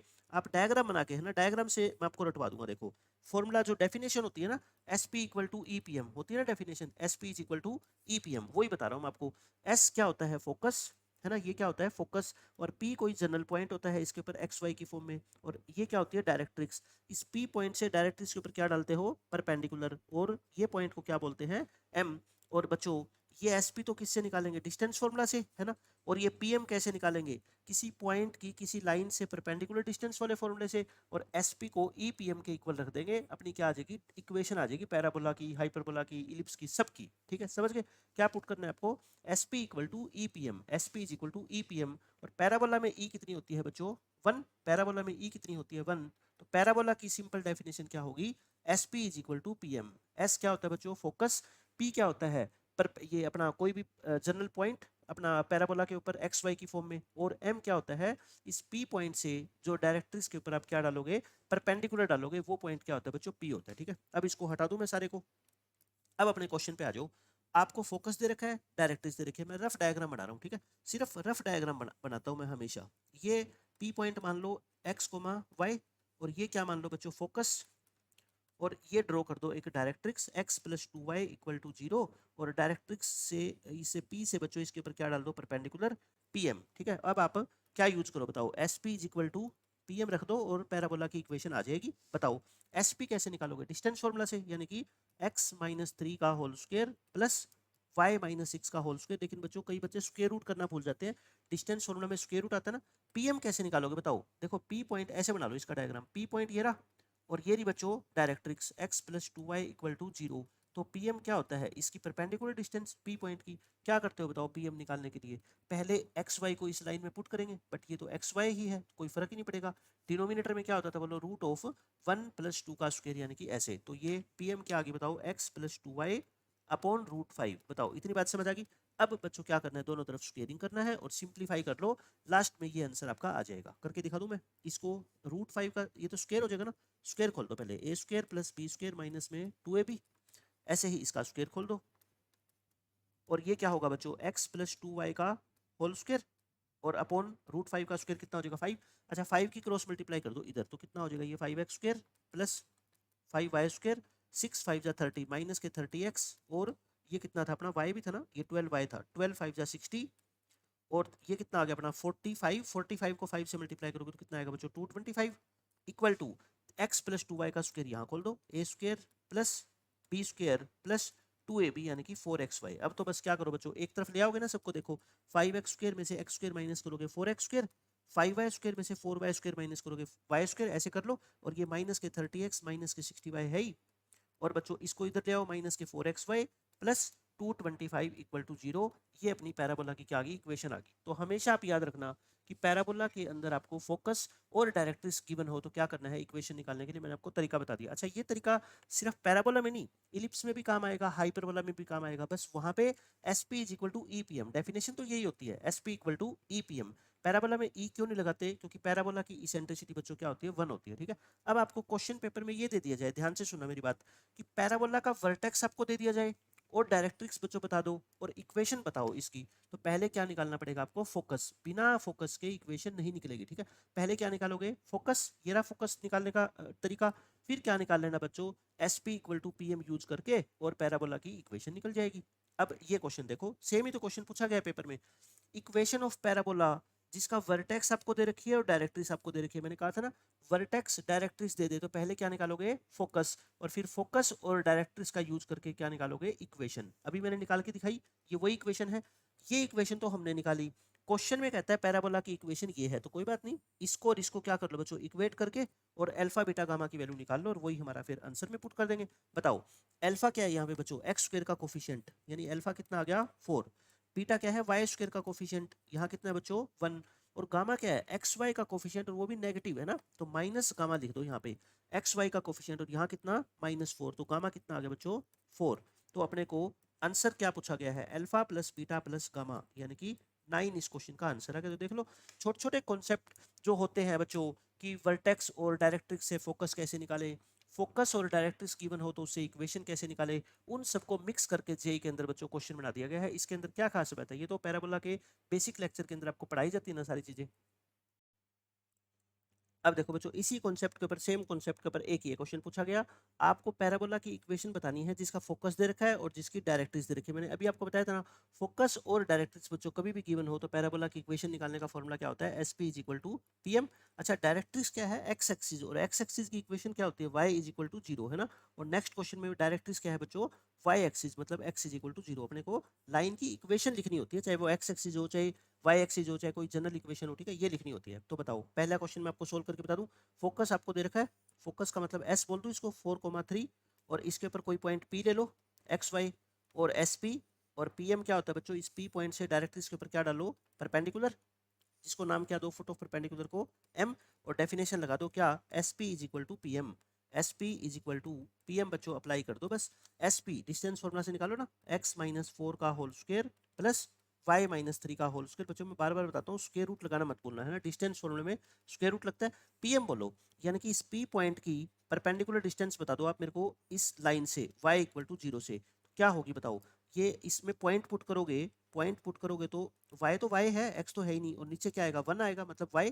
और वैसे भी आपको पता है बच्चों कि किसी पॉइंट की परपेंडिकुलर डिस्टेंस निकालनी हो आपको y एक्सिस से या x एक्सिस से, तो x एक्सिस से तो क्या होता है y कोऑर्डिनेट, और y एक्सिस से क्या होता है x कोऑर्डिनेट। बस मोड लगाते हैं यहाँ पे। मैं मोड क्यों नहीं लगाऊंगा, क्योंकि बच्चों मेरे को दोनों तरफ क्या करना है, स्क्वायर करना है। आप चाहो तो इसको मोड लगा भी लो, है ना, क्योंकि ये तो नेगेटिव भी हो सकती है वैल्यू। तो अब क्या कर दो बच्चों, सिर्फ सिर्फ क्या करना है आपको, स्क्वेयरिंग करना है बोथ साइड्स और सोल्व कर लो। एक्स स्क्वेयर प्लस फोर का स्क्वेयर माइनस ये कितना आ जाएगा अपना 8x, और ये कितना आ जाएगा वाई स्क्वेयर प्लस 6 9, और माइनस के 6y equal to y square. Y square बच्चों कट जाएगा तो क्या आ गया, x square minus 8x plus 16, और ये क्या आ गया बच्चों 6y माइनस के 9। इसको चाहो तो दोबारा से x माइनस फोर का होल स्क्वायर लिख दो, और यहाँ से 6 कॉमन लेके y माइनस 9/6। तो यानी कि ये कौन सा पैराबोला है, देखो x के ऊपर स्क्वायर है और y का कोफिशिएंट पॉजिटिव है, तो अपवर्ड पैराबोला है। और अगर मैं कहूँ आपसे इसका वर्टेक्स निकालो, भाई फालतू इन्फॉर्मेशन अगर निकालनी पड़ जाए तो निकाल लो ना। इसको जीरो पुट करोगे तो बच्चों x की वैल्यू कितनी आएगी 4, इसको जीरो पुट करोगे तो y की वैल्यू क्या आएगी 9/6। 9/6 कह लो या 3/2 कह लो, ये क्या आ गया बच्चों, इसका वर्टेक्स आ गया, ठीक है। फोकस निकालना तो आपको पता है कैसे निकालते हैं, वो मैं दोबारा नहीं बता रहा। मतलब ये मैंने आपको इक्वेशन सोल्व करके दिखा दी, और इसको जब ओपन करेंगे तो x इसके स्क्वायर को खोलेंगे तो बच्चों ये वाली इक्वेशन आ जाएगी। सेम सेकंड क्वेश्चन में आपको सोल्व नहीं करवा के दिखा रहा। अब की बार डायरेक्ट्रिक्स क्या है बच्चों, y एक्सिस, तो y एक्सिस की इक्वेशन क्या होती है, x इक्वल टू जीरो, तो वो आप निकाल लेना, ये सेम आपकी इक्वेशन निकल जाएगी, ठीक है। अब देखो, इन्हीं दो कॉन्सेप्ट का यूज करके बच्चों कितनी इजी क्वेश्चन पूछ लिया।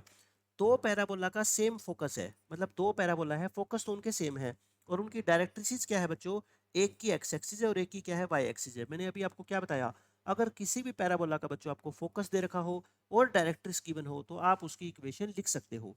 दोनों का दे रखा है, दोनों का फोकस तो सेम है, डायरेक्ट्रिक्स दोनों की बच्चों अलग अलग है, वो गिवन है, तो दोनों की इक्वेशन निकाल लोगे। अभी मैंने आपको निकाल के दिखाई, दोनों इक्वेशन मैंने लिख दी, ठीक है।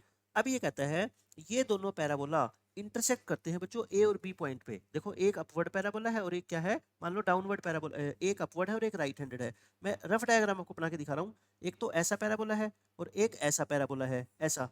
ये दोनों पॉइंट बच्चों, दो पॉइंट पे क्या कर रहे हैं, देखो इंटरसेक्ट कर रहे हैं ना। आपको क्या निकालना है, ए और बी पे इंटरसेक्ट कर रहे हैं, तो ए और बी के बीच की डिस्टेंस निकाल के उसका क्या करना है, स्क्वायर करना है। तो बच्चों बताओ, ये 10th क्लास का क्वेश्चन बन गया। मतलब आपको सिर्फ अब ये निकालना है कि इन दो पैराबोलाज के पॉइंट ऑफ इंटरसेक्शन क्या है, यानी कि इन दोनों पैराबोला को आपस में क्या करना है, आपको सोल्व करना है। अब बच्चों देखो, सोल्व करने में कई बच्चों को यहाँ पे प्रॉब्लम आ सकती है, क्योंकि इधर देखो आप ध्यान से, x के ऊपर स्क्वायर है, अगर आप यहाँ से y की वैल्यू निकालोगे, मेरी बात ध्यान से सुना बच्चों, निकालने को इम्पॉसिबल नहीं है, निकाल सकते हो।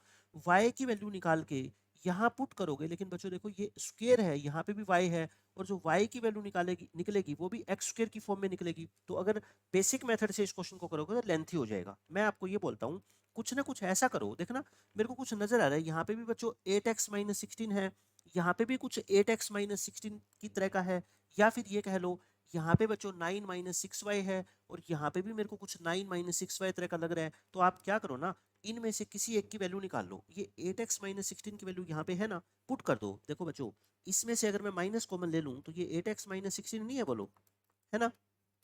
तो 8x माइनस 16 की जगह क्या पुट कर दो, बोलो 8x माइनस 16 की जगह ये पूरी वैल्यू पुट कर दूं। क्या है बताओ पूरी value, y square plus 9 minus 6y। बताओ समझ आ गई इतनी बात।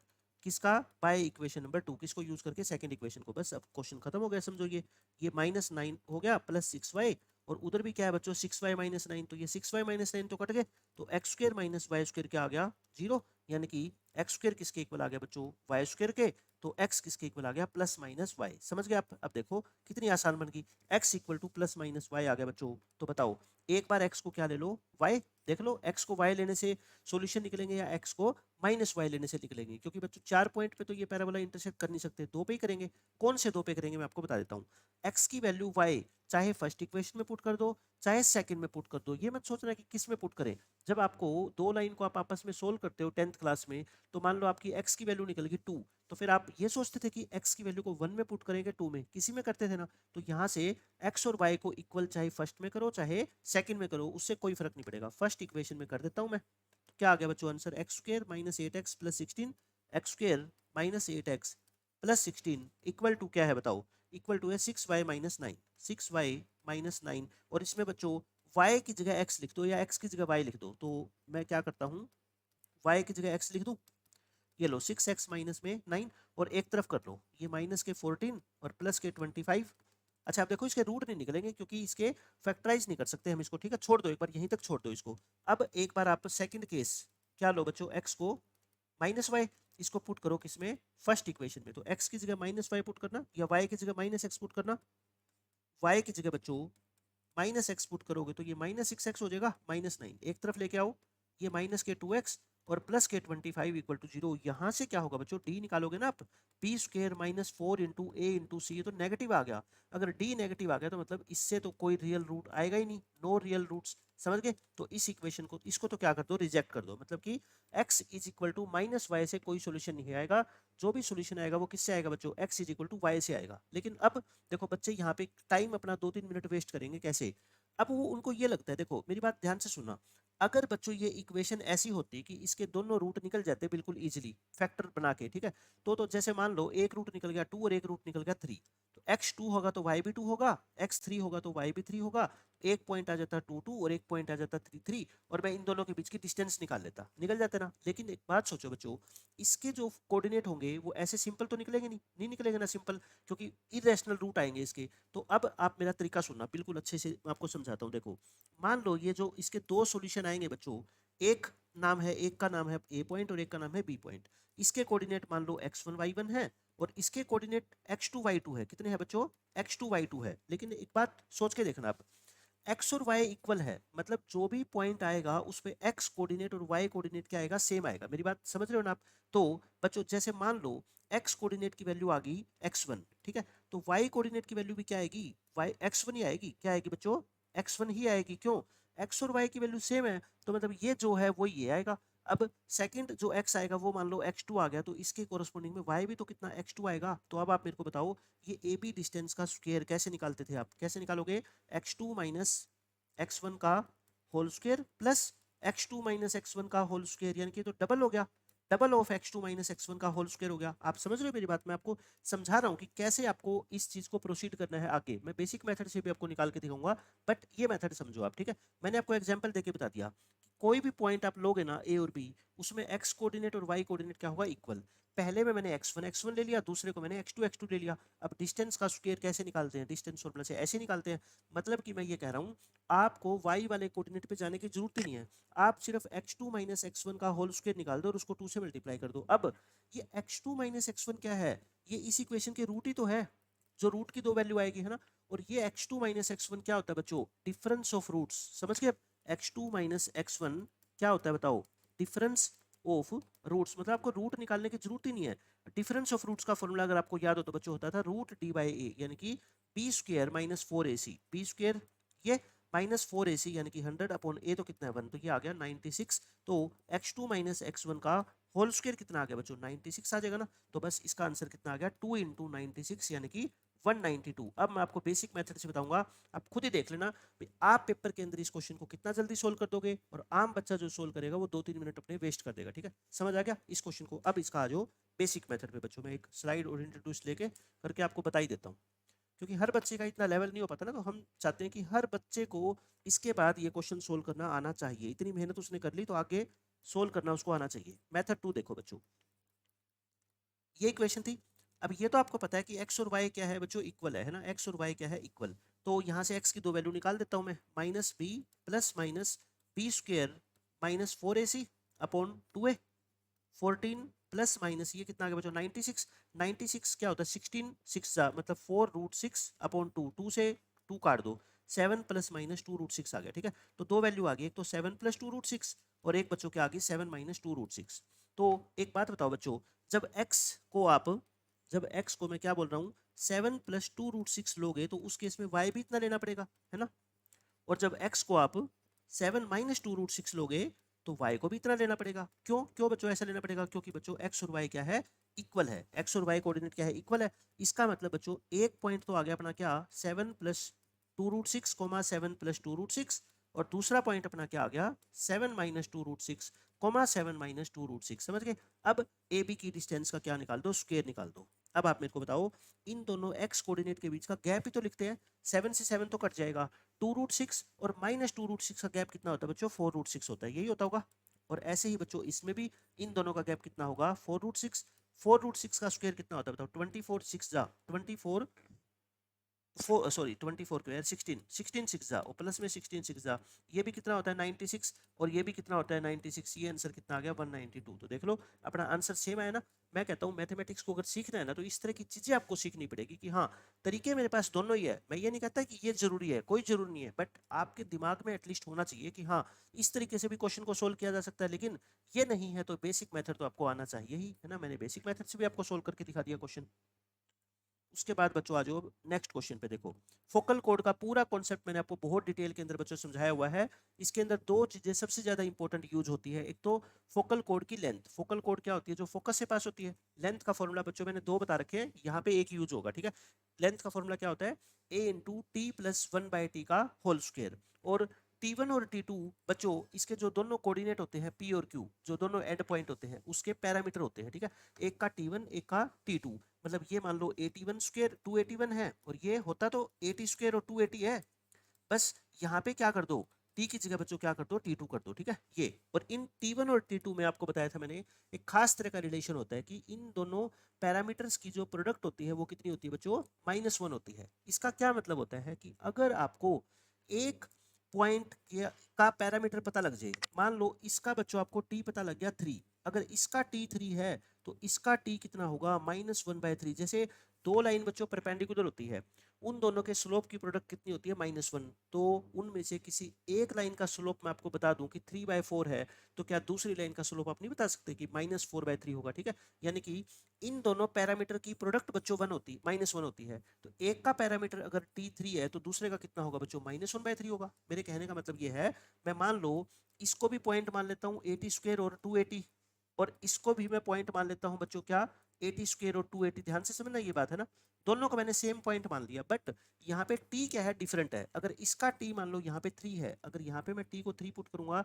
तो ये आएगा 9a और 6a, है ना, ये आ गया। लेकिन यहाँ पे t को 3 नहीं पुट करोगे, यहाँ पे t को -1/3 पुट करोगे, तो t का स्क्वायर कितना होगा 9 और ये कितना आएगा -6a। मेरी बात को समझ गए। तो पॉइंट दोनों सेम मान लो, 80 स्क्वायर 280, 80 स्क्वायर 280, एक का t निकल के दूसरे का t क्या हो जाएगा, उसका नेगेटिव रेसिप्रोकल हो जाएगा। क्यों, क्योंकि दोनों की प्रोडक्ट बच्चों कितनी होती है -1 होती है। अब ट्रेपेजियम का एरिया आप सबको निकालना आता ही है।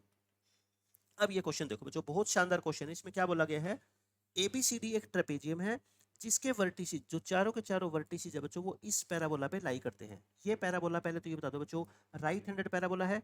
ए कितना है इसमें 4/4 यानी कि 1, इसका वर्टेक्स 0 0 है और इसका फोकस बच्चों 1,0 है, ताकि बेसिक इंफॉर्मेशन तो अपने को पता हो, ठीक है।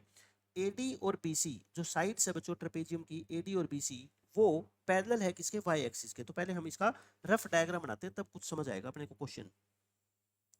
ये एक बच्चों ये एक्स एक्सिस और वाई एक्सिस बना देता हूँ, और ये क्या है, एक पैराबोला है, राइट हैंड पैराबोला है जिसका वर्टेक्स क्या है 0 0।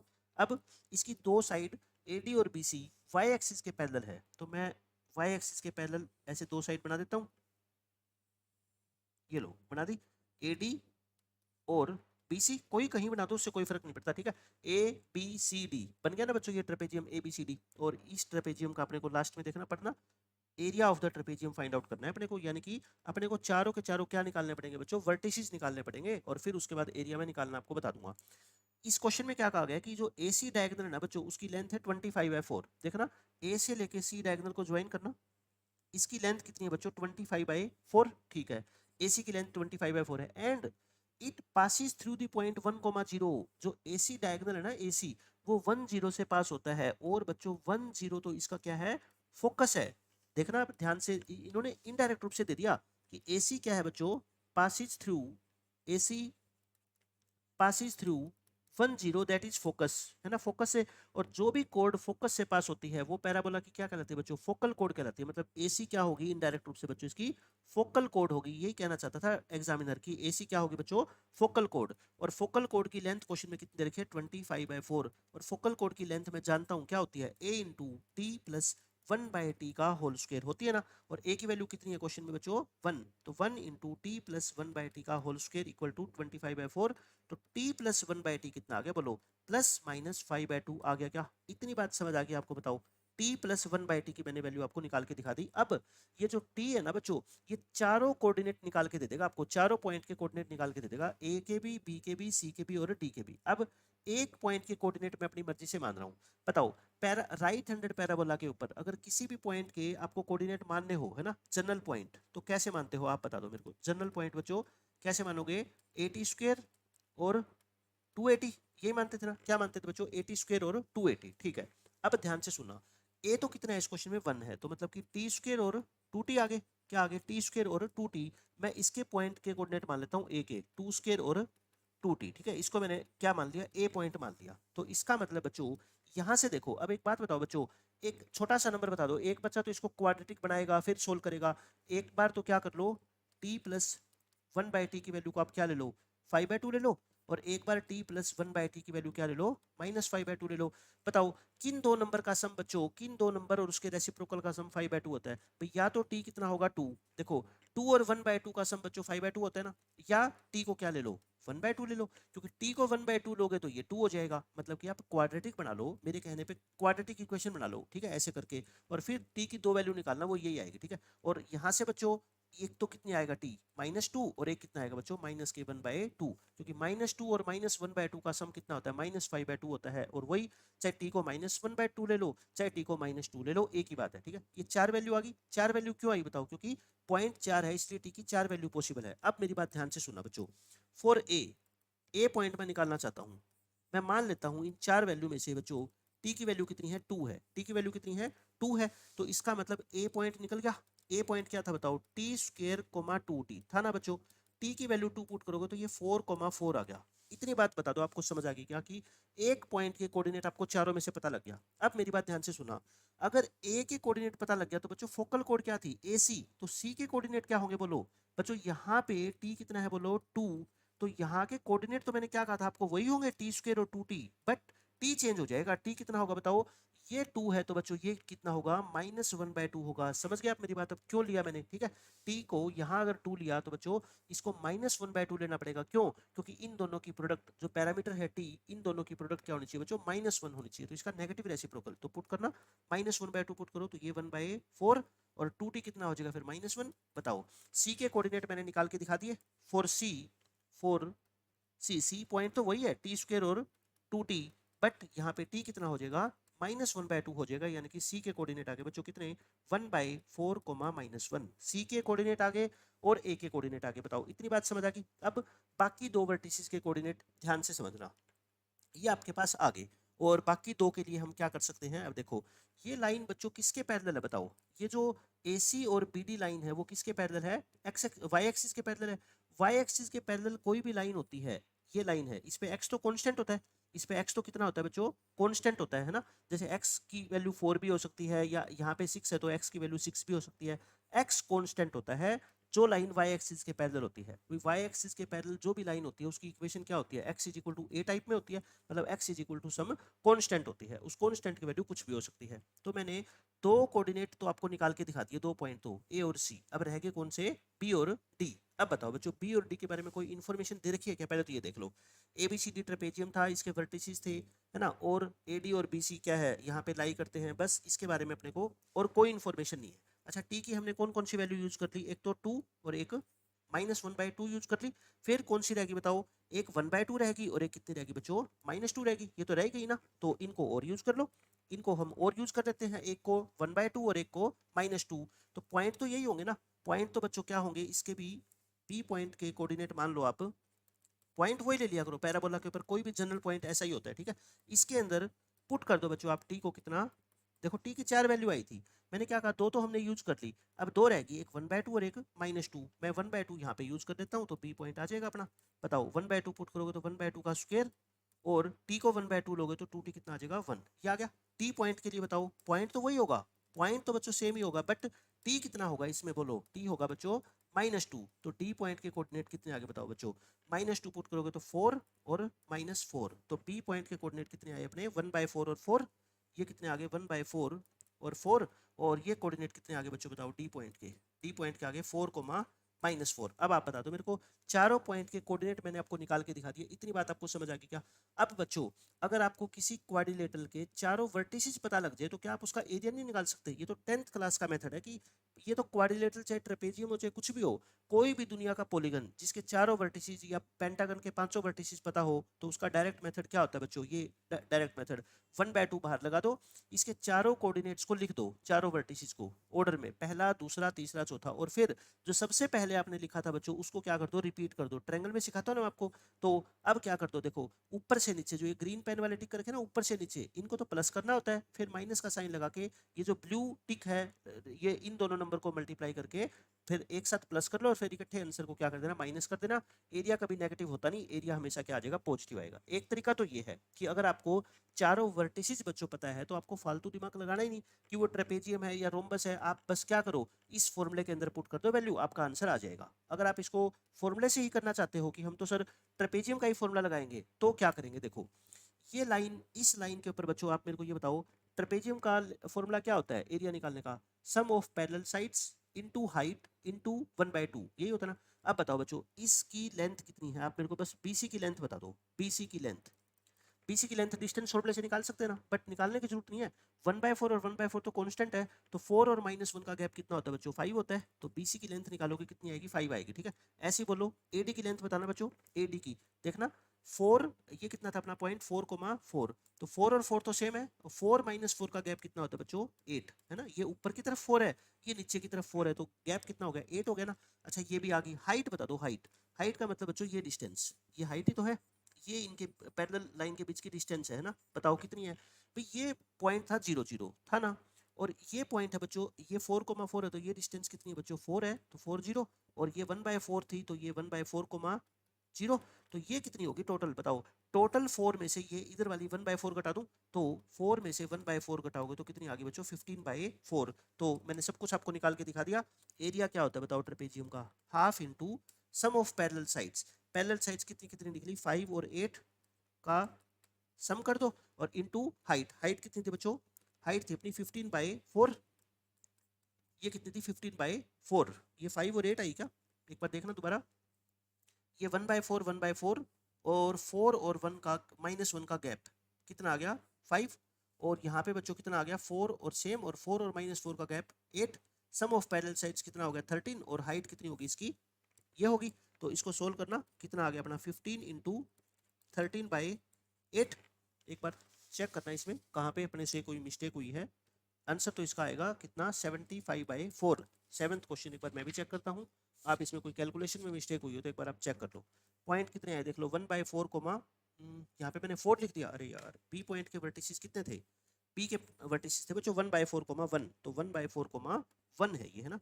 तो पी के वर्टिसेस मैं दोबारा लिख देता हूँ, यहाँ पे भी 1/4,1, ये तो ठीक है 4 था, ये 1/4,1 ठीक है, मैंने यहाँ तो ठीक लिख रखे हैं 1/4,1 है ना, और ये आगे 1/4,-1, ये चारों पॉइंट मैं चेक कर लेता हूँ एक बार, ठीक है 4 4 4 -4 यहाँ सही लिख रखे हैं मैंने बिल्कुल, यहाँ पे मैंने यहाँ निकाले सही थे, लिखने में गलती होगी है ना। तो इनका गैप कितना आएगा बताओ फिर, बीसी की लेंथ कितनी आएगी 1, और -1 का गैप कितना होता है 2, तो ये कितना आएगा 8 + 2 हो जाएगा। ये जो डिस्टेंस है बच्चों, ये इसकी जगह 8 + 2 कर दो, है ना, सम ऑफ पैरेलल साइड्स 8 + 2 हो जाएगा, तो 10 × 15/8, यानी कि 2 पे काट दो 4 और 5, 15 5 जो 75, 75/4। तो आप किसी तरह से निकाल लो बच्चों, वर्टिसेस पता हो तो ये मेथड लगा दो, या फिर आपका जो ट्रेपेजियम का फॉर्मूला होता है एरिया निकालने का वो लगा दो, दोनों से आंसर बिल्कुल सेम आएगा। मैंने दोनों तरीके से आपको वेरीफाई करके बता दिया। तो बहुत शानदार कॉन्सेप्ट और क्वेश्चन है ये कि किसी पैराबोला की इमेज निकालनी हो किसी लाइन के अंदर। तो जो अभी तक आपने क्या सीखी है, किसी पॉइंट की इमेज निकालना किसी लाइन के अंदर। अब आपको मैं सिखाता हूँ किसी कर्व की इमेज निकालना किसी पॉइंट के अंदर, किसी लाइन के अंदर। कर्व चाहे वो कोई भी हो, पैराबोला हो, इलिप्स हो, हाइपरबोला हो। अब आप इसका मेथड समझ लो, आपका कोई भी क्वेश्चन आएगा ना कि किसी कर्व की इमेज निकालनी पड़ती है किसी लाइन के अंदर, तो भी बच्चों आप निकाल पाओगे ना। पॉइंट की इमेज निकालनी तो हमने कम से कम 30-40 क्वेश्चन कर चुके हैं हम, लेकिन कर्व की इमेज कैसे निकालते हैं किसी लाइन के अंदर वो मैं आपको बताता हूँ। जनरल पॉइंट मान लो बच्चों, इस कर्व के ऊपर कोई भी कर्व की इमेज निकालने का क्या मतलब होता है कि बच्चों कर्व के ऊपर कोई भी पॉइंट लेके, जनरल पॉइंट, उसकी इमेज निकाल दो आप इस लाइन के अंदर, और फिर जो उसकी इमेज आएगी बच्चों इस कर्व के अंदर उस पॉइंट की जगह उसकी इमेज पुट कर दो। यही तो मतलब है भाई। मान लो ये पैराबोला है, ठीक है, ये पैराबोला है और ये कोई भी लाइन है, और ये क्या बन गई, मान लो इसकी इमेज, मैं एक पॉइंट मान के बता रहा हूँ आपको, ये इमेज बन गई। इसका मतलब क्या होता है कि इस पैराबोला के ऊपर कोई भी पॉइंट होगा, मान लो अल्फा बीटा पॉइंट था। अब ये जो पॉइंट होगा ना बच्चों, ये अल्फा बीटा नहीं होगा, ये अल्फा डैश बीटा डैश होगा, मतलब इसकी इमेज होगी, है ना। तो मैं आपको क्या बोल रहा हूँ अब, कि आप कभी भी ऐसा क्वेश्चन आ जाए कि किसी कर्व की इमेज निकालो किसी लाइन में, तो आप इस कर्व के ऊपर कोई पॉइंट मान लो, क्या, अल्फा बीटा, ठीक है, मान लिया। अब आप क्या निकाल लो बच्चों, इस अल्फा बीटा की इमेज निकालो। Find image of, find image of alpha beta in the line x plus y plus 4 = 0। अब बस आप मेरे को इतना बता दो कि आप किसी पॉइंट की इमेज कैसे निकालते थे लाइन में।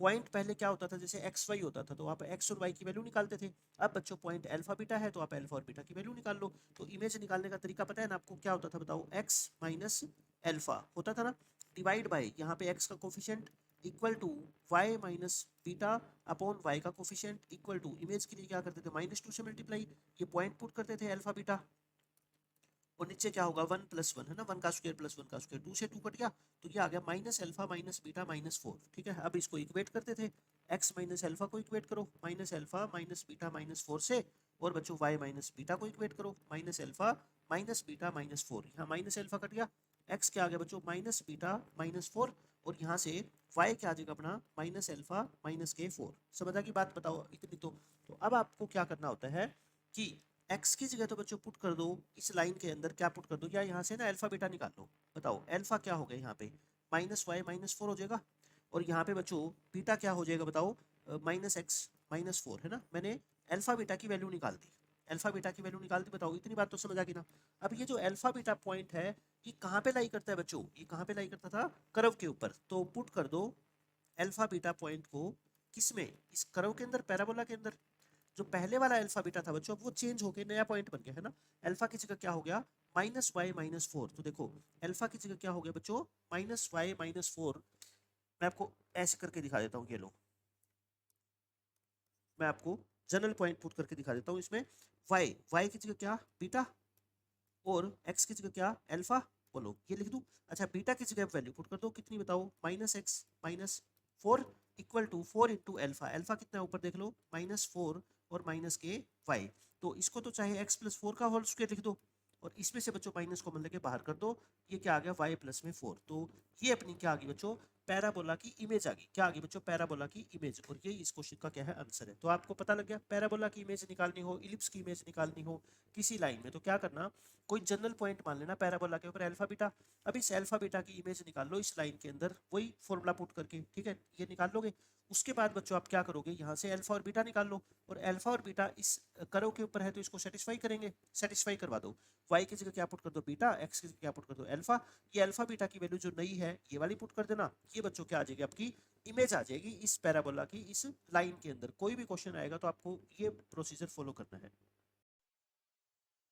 देखो बच्चों इस क्वेश्चन में क्या कहा गया है, ध्यान से पढ़ो स्टेटमेंट को। Let A and B be 2 points of intersection, दो इंटरसेक्शन पॉइंट है, किस किस के इंटरसेक्शन पॉइंट है, ऑफ द लाइन दिस, ये तो एक लाइन है, ठीक है, and the mirror image of this parabola with respect to this line. कहने का मतलब ये है बच्चों, पहले तो आप ये बताओ, ये Y square equal to 4x, और इसकी इमेज है ना, image of it in the line x plus y plus 4 is equal to 0 is मैंने अभी क्या निकाली थी बच्चों, इमेज, वो लिख दूं दोबारा मैं, क्या निकाली थी मैंने, याद है ना, x+4 का होल स्क्वायर, और वहां से हमने -4 कॉमन लिया था, और यहाँ क्या आई थी बच्चों, y+4 आई थी, ठीक है। ये अपनी इमेज पैराबोला आ गई, ये क्या आ गई बच्चों, पैराबोला नहीं, इमेज पैराबोला, मतलब उस पहले वाले पैराबोला की इमेज आ गई, ठीक है, इसको बोलते हैं इमेज पैराबोला। तो अब आपको क्वेश्चन में क्या गिवन है ना, कि एक मिनट मैं इसको ठीक कर दूं।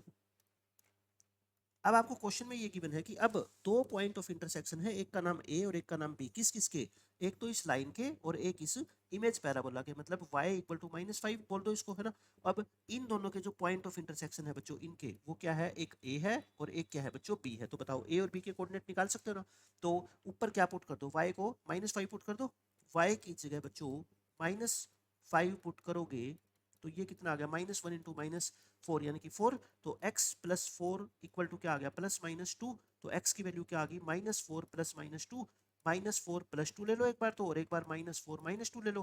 तो यानी कि एक वैल्यू आ गई -2 और एक वैल्यू आ गई -6। तो दो पॉइंट आ गए, एक को a बोल दो और एक को बच्चों b बोल दो। y तो फिक्स है -5, y तो बच्चों -5 है। x एक बार क्या ले लो, -2, और एक बार क्या ले लो, -6। तो बताओ ए और बी निकालने में तो किसी बच्चे को कोई प्रॉब्लम नहीं है, ए और बी के कोऑर्डिनेट मैंने आपको निकाल के दिखा दिए। अब आगे पढ़ो, क्वेश्चन क्या कहता है, if D denotes the distance between A and B. ये तो बच्चों क्वेश्चन खत्म यहाँ तक। तो डी क्या है, ए और बी के बीच की डिस्टेंस। डिस्टेंस देखो वाई कोऑर्डिनेट तो फिक्स है, -2 और -6 का गैप कितना होता है, 4, है ना, चाहे आप डिस्टेंस फॉर्मूला लगा के देख लो। डी तो क्या आ गई बच्चों, 4 आ गई। अब अपने को क्या निकालना है, ए और निकालना है। तो देखो ए क्या कैसे निकलेगा, A denotes the area of triangle SAB where S is the focus of this parabola। बताओ बच्चों ये पैराबोला तो कौन सा है, राइट हैंडेड पैराबोला। इसका फोकस क्या होता है, a,0। a का मतलब यहाँ पे कितना है 1, तो फोकस कितना है इसका 1,0। तो मतलब कि a क्या है बताओ, इस क्वेश्चन में जो स्मॉल a है वो क्या है, एरिया ऑफ ट्रायंगल SAB। और कोऑर्डिनेट क्या है बताओ इसके, S तो कहता है इसका फोकस है, मतलब 1,0। और a और b पॉइंट अभी हमने निकाले थे कौन कौन से, एक तो -2, -5, और एक बच्चों क्या है -6, -5। तो ए क्या है इसका एरिया, और एरिया निकालने का फॉर्मूला आप सब जानते ही हो, क्या हो जाएगा देखो 1 -2 -6, और फिर बच्चों 0 -5 -5 1 1 1, एरिया निकाल दो बस इसका। ये क्या आ गया बोलो, 1 इंटू -5 तो 0 ही हो गया, और ये 0 है ही, ये +1 इंटू क्या आ जाएगा बोलो 10। ये कितना आ गया 10, और -30 यानी कि -20। तो 1/2 इंटू 20 लिख दूं, तो ये कितना आ जाएगा 10। बच्चों ए की वैल्यू आ गई 10। अब बता दो मेरा फाइनल आंसर क्या आएगा, a + d। ए कितना 10, डी कितना 4, 14 इस क्वेश्चन का आंसर आ गया। तो इस क्वेश्चन में बच्चों सबसे इंपॉर्टेंट बात क्या थी, कि किसी पैराबोला की इमेज निकालनी हो आपको किसी लाइन में, तो मैंने आपको जनरल मेथड बता दिया। बहुत शानदार क्वेश्चन था। आपको इस क्वेश्चन से नई बात सीखने को मिली कि किसी कर्व की इमेज किसी लाइन के अंदर बच्चों कैसे निकाली जाती है। अब आ जाओ बच्चों इस क्वेश्चन पे, देखो ये छोटा सा क्वेश्चन मैंने आपको वैसे दे दिया, एक इक्वेशन दे दी मैंने टी के अंदर, और आपको टी स्क्वायर की वैल्यू पूछ ली। तो देखो यहाँ पे भी टी स्क्वायर है, यहाँ पे भी टी स्क्वायर है। तो क्वेश्चन को आसान बनाने के लिए बच्चों टी स्क्वायर को एक बार क्या है, कोई नया वेरिएबल नाम दे दो, एक्स दे दो, वाई दे दो, ठीक है। और फिर एक्स में क्वाड्रेटिक बन जाएगी, एक्स की दो वैल्यू आ गई, एक्स की जगह क्या पुट कर दो बच्चों, टी स्क्वायर। तो टी की दो वैल्यू आ गई, एक ये 4/3 और एक कितनी आएगी बच्चों 3/4, टी स्क्वायर की वैल्यू है ये, ठीक है। अच्छा अब आपको सर्कल की इक्वेशन बच्चों डायमेट्रिक फॉर्म में लिखनी सबको आती है। अगर डायमीटर के एंड पॉइंट आपको गिवन हो तो सर्कल की इक्वेशन क्या होती है बताओ। अगर मान लो ये x1 y1 है, ये पॉइंट बच्चों x2 y2 है, तो इक्वेशन ऑफ सर्कल क्या होती थी, x - x1 into x - x2 plus y - y1 into y - y2 equal to 0। ये सर्कल की इक्वेशन होती थी। यही इक्वेशन मैंने यूज करके बच्चों ये इक्वेशन आपको सोल्व करके दिखा दी, ठीक है, ताकि अपना टाइम खराब ना हो। अब इस क्वेश्चन को पढ़ो ध्यान से, क्या बोला गया है, let y² equal to 12x is a parabola and s be its focus। तो बच्चों इसमें a क्या है बता दो, a होता है इस 12 को 4 से डिवाइड करेंगे 3, और ये राइट हैंडेड पैराबोला है। तो फोकस जिसका नाम s है वो कितना हो गया बोलो 3,0, है ना। s के कोऑर्डिनेट तो निकल गए। उसके बाद पढ़ो ध्यान से, PQ बच्चों क्या है, इसकी फोकल कोड है पैराबोला की, और SP इंटू SQ यानी कि SP इंटू SQ आपको 147/4 दे रखे बच्चों, ध्यान से देखना। अब इस बात को ध्यान से सुना, बहुत इंपॉर्टेंट चीज है ये जब बेसिक पैराबोला पढ़ाया जाता है ना, वहां पे पढ़ाई जाती है ये सारी बातें, कि आपको एसपी निकालनी हो तो आप डायरेक्ट एसपी मत निकालना। क्या निकालोगे देखो, एक तो बात बता दो, इसकी डायरेक्ट्रिक्स क्या होगी बच्चों, डायरेक्ट्रिक्स ये तो आप सब निकाल ही लोगे। क्या होती है डायरेक्ट्रिक्स, देखो x is equal to -a, a कितना है 3, तो x + 3 इक्वल टू 0 हो जाएगी ना, x + 3 इक्वल टू 0। ये डायरेक्ट्रिक्स वगैरह की इक्वेशन निकालनी तो आपको आनी चाहिए। अच्छा s क्या कहता था, इसका फोकस है, कितना है बच्चों फोकस 3,0, ठीक है। और P कोई भी क्या है बच्चों, इसके ऊपर कोई पॉइंट है, PQ फोकल कोड है, PQ क्या है बच्चों फोकल कोड। तो मतलब कि P जो पॉइंट होगा और Q जो पॉइंट होगा, इनको ज्वाइन करने से क्या बनेगी, फोकल कोड बनेगी। एक बात बताओ, फोकल कोड अगर बनेगी तो आप इस P पॉइंट के कोऑर्डिनेट क्या मान लो, बताओ। कोई भी जनरल पॉइंट पैराबोला पे क्या मानते हैं हम, 80 स्क्वायर और 280 मानते हैं ना, 80 स्क्वायर और 280। तो बच्चों यहाँ पे बताओ a की जगह कितना 3, तो मतलब ये कितना आ गया 3t स्क्वायर और 6t आ गया। बोलो इस पॉइंट को मैं 3t स्क्वायर कोमा 6t मान सकता हूँ, इतनी बात से आप एग्री हो क्या, 3t स्क्वायर और 6t मान लिया। लेकिन बच्चों अब जो सेकंड पॉइंट होगा ना, ये कितना होगा बताओ, आप बताओ सोच के क्या होगा। इसमें फर्क किसका आएगा, सिर्फ पैरामीटर t का, है ना।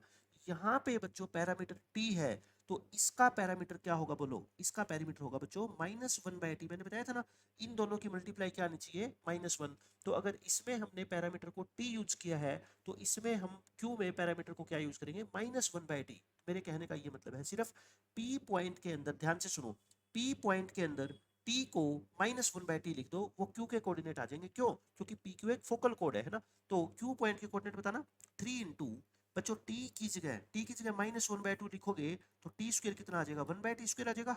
ये कितना आ गया 1/t स्क्वायर आ गया, कोमा 6 इंटू टी की जगह -1/t लिखोगे तो क्या ये -6/t आ जाएगा क्या। तो मतलब ये क्या आ गया, क्यू पॉइंट अपना 3/t स्क्वायर और -6/t। कैलकुलेशन बच्चों कोऑर्डिनेट ज्योमेट्री में बहुत अच्छी आनी चाहिए आपकी, है ना। तो मैंने आपको बता दिया, एक पॉइंट के कोऑर्डिनेट आप अपनी मर्जी से मान लो, दूसरी पॉइंट के कोऑर्डिनेट निकालने के लिए आप टी की जगह क्या लिख दो, -1/t लिख दो, उसी पी के अंदर आपके दूसरे पॉइंट के कोऑर्डिनेट आ जाएंगे, ठीक है। अब क्वेश्चन में क्या करेगा, ध्यान से सुनो बच्चों, SP और SQ की लेंथ की प्रोडक्ट कितनी दे रखी है, 147/4। अब एक बच्चा तो क्या करेगा, वो कहेगा सर डिस्टेंस फॉर्मूला से मैं SP भी निकाल सकता हूँ और मैं SQ भी निकाल सकता हूँ, दोनों की मल्टीप्लाई करके इसके इक्वल रख दूंगा, टी की वैल्यू आ जाएगी। बिल्कुल आ जाएगी, कोई डाउट नहीं है। लेकिन आप ये आपके लिए होमवर्क, आप निकाल के देखना कि कितनी मुश्किल से 2 पेज के बाद टी की वैल्यू आएगी। कभी भी बच्चों आपको पैराबोला के अंदर अगर SP की लेंथ पूछी जाए, आप SP की लेंथ कभी मत निकालना, ये धोखे वाला क्वेश्चन होता है। आप क्या निकालो, पैराबोला की जो डेफिनेशन होती है वो क्या होती है बच्चों, ये बताओ मेरे को आप। पैराबोला की डेफिनेशन क्या कहती है, SP is equal to PM होती है ना।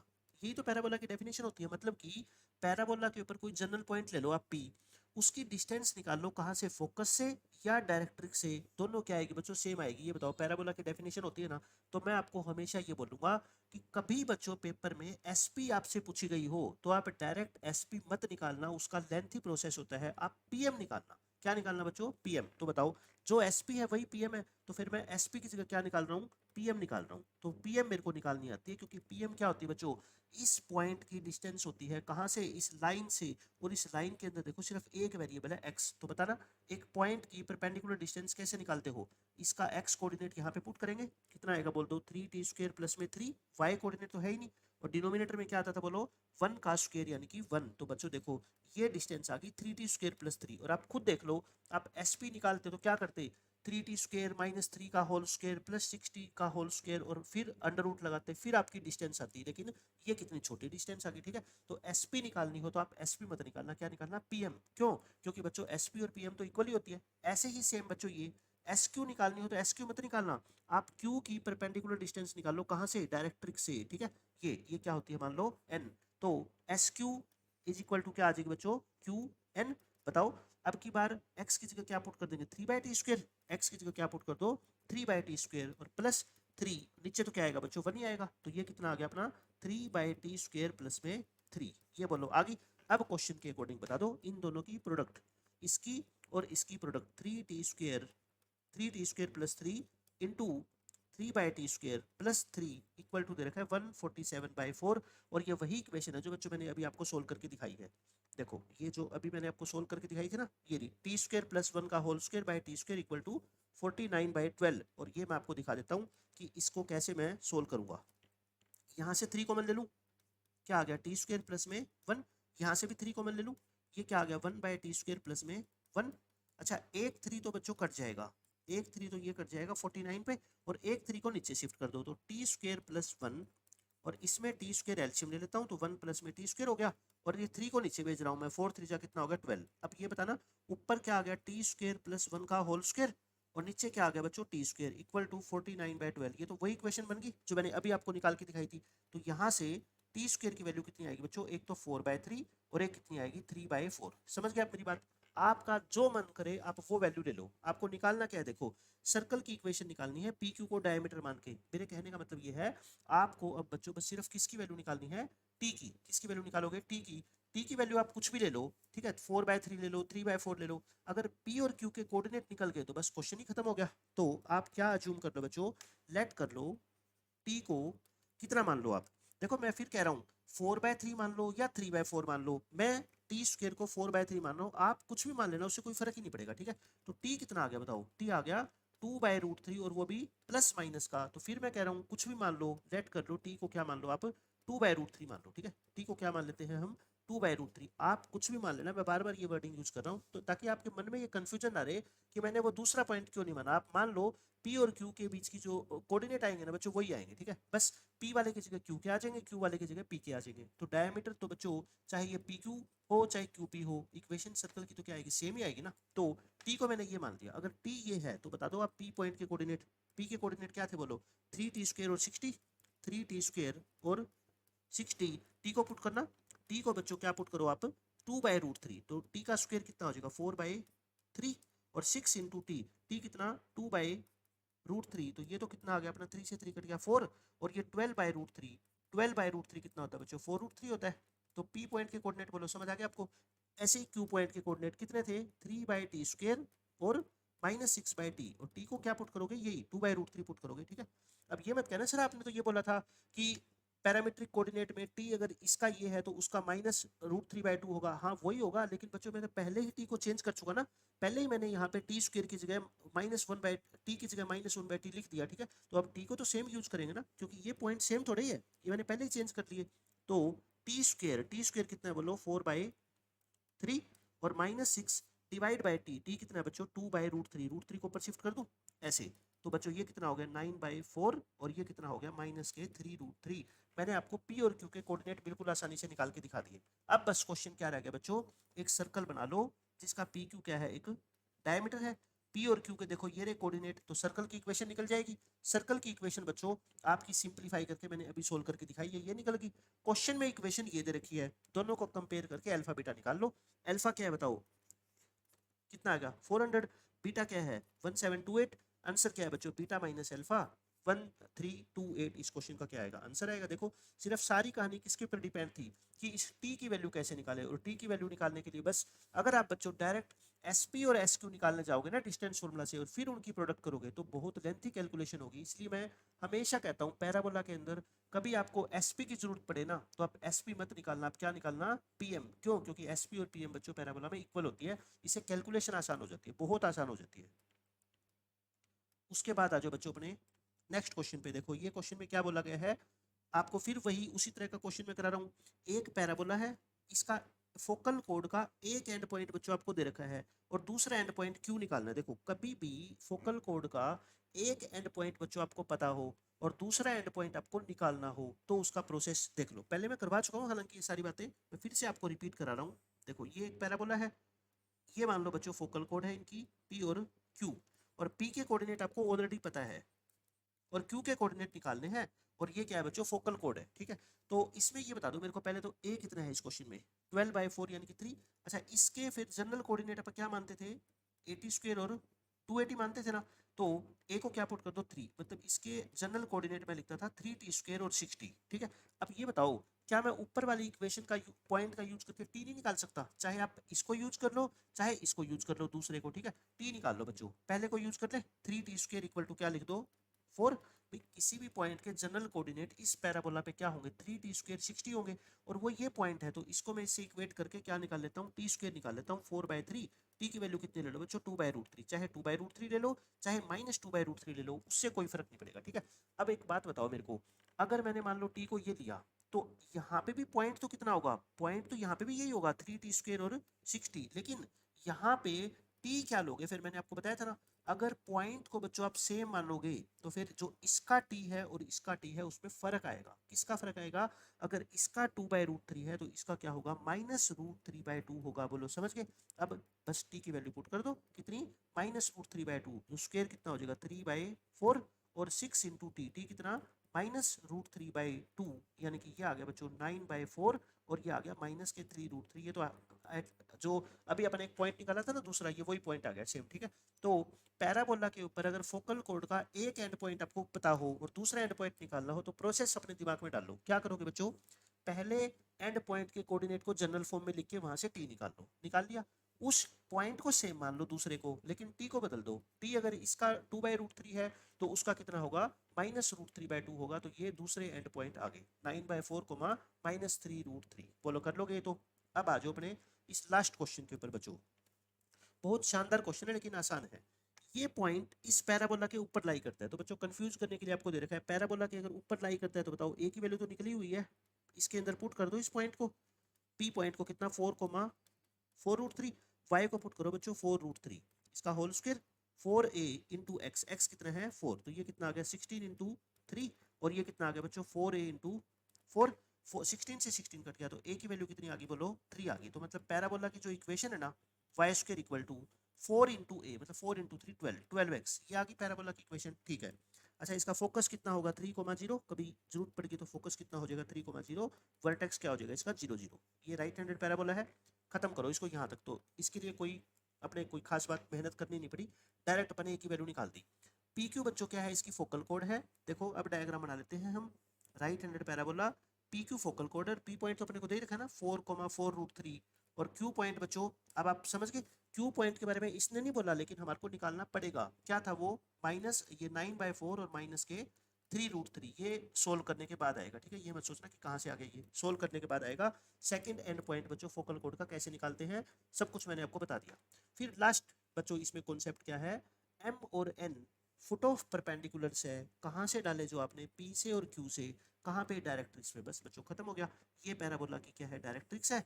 डायरेक्ट्रिक्स की इक्वेशन बोल दो, डायरेक्ट्रिक्स की इक्वेशन बच्चों x+3 इक्वल टू क्या होगा 0 होगा ना, x+3 इक्वल टू 0। तो बस आपको ये कह रखा है कि आपने P से परपेंडिकुलर डाला डायरेक्ट्रिक्स पे, उसका जो फुट ऑफ परपेंडिकुलर है वो है m, और Q से बच्चों आपने परपेंडिकुलर डाला इस डायरेक्ट्रिक्स पे, उसका नाम क्या है फुट ऑफ परपेंडिकुलर का n। तो आपको इस quadrilateral P Q M N का एरिया बताना है। क्या बताना है बच्चों, एरिया। तो एक बात तो ये तो वैसे तो ट्रेपेजियम है, क्यों है पता है, क्योंकि बच्चों ये दो लाइन पैरेलल नहीं है, ये ग्रीन वाली लाइन क्या है पैरेलल है, क्योंकि इनके इंटीरियर एंगल का सम कितना है 180, और दो अपोजिट साइड का पेयर बच्चों पैरेलल हो तो वो क्या होती है अपनी ट्रेपेजियम होती है। ये पैरेलल नहीं है, कभी आप ये सोचो ये और ये भी पैरेलल नहीं बच्चों, ये तो ये क्या है डायरेक्ट्रिक्स है वाई एक्सिस के पैरेलल, बट ये तो फोकल कोड है ना, फोकल कोड तो ऐसे भी हो सकती है ऐसे भी हो सकती है, ठीक है।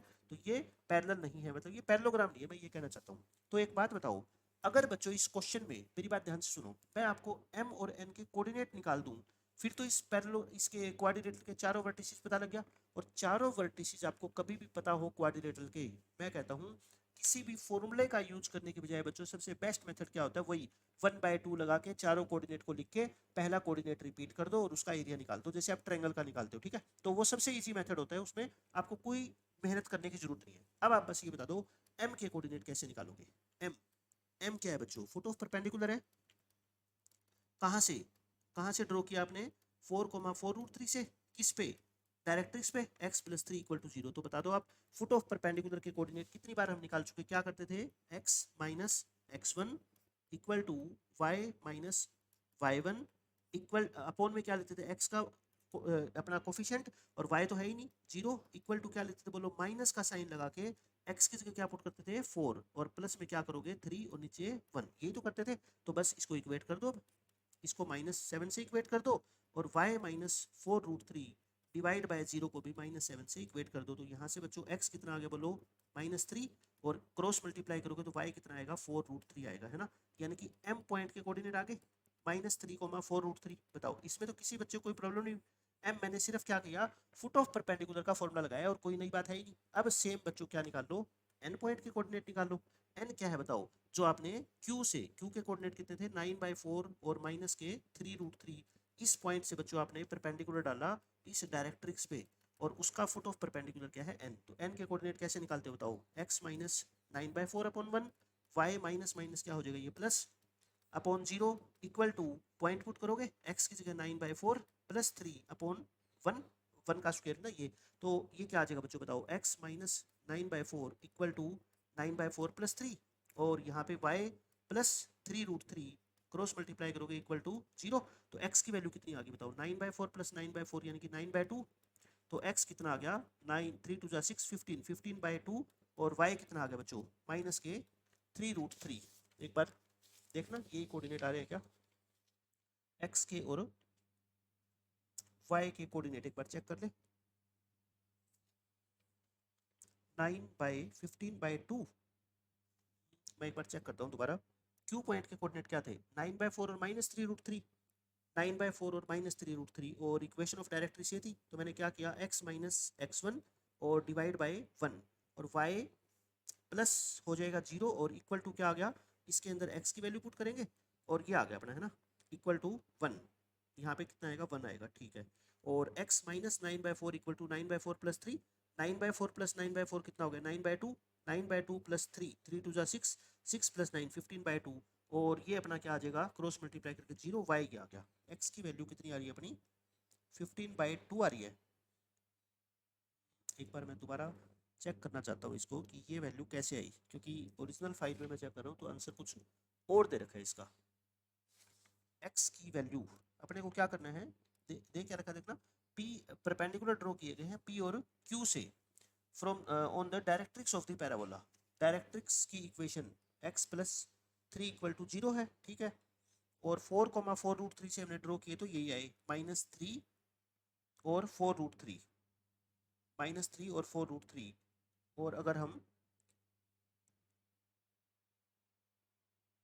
इससे ड्रॉ करें क्यू पॉइंट से, फुट ऑफ परपेंडिकुलर है ना, क्यू पॉइंट से ड्रॉ करें तो वो क्या था अपना एन पॉइंट था। तो एन पॉइंट के कोऑर्डिनेट अगर निकालने हो तो क्यू पॉइंट से, क्यू पॉइंट के कोऑर्डिनेट कितने थे 9/4, -3√3 और इससे हमने इस लाइन पे परपेंडिकुलर ड्रॉ किया। तो गलती कहाँ पे हुई हमारी, x में से x कोऑर्डिनेट माइनस कर दिया मैंने, y में से y कोऑर्डिनेट माइनस करूंगा तो यही आएगा, y की वैल्यू तो ठीक है। x minus 9/4 foot of perpendicular, अरे क्या कर रहा हूँ मैं भी यार, फुट ऑफ परपेंडिकुलर आप तो ध्यान रखो साइन क्या लगाते हैं, माइनस का लगाते हैं ना, साइन क्या लगाते हैं बच्चों माइनस का, तो ये क्या आएगा माइनस आएगा, तो ये क्या हो जाएगा अपना, वो साइन की वजह से मिस्टेक हो रही थी ना सारी की, माइनस का साइन लगाना ही भूल गया मैं, पिछली बार लगा दिया अब की बार भूल गया।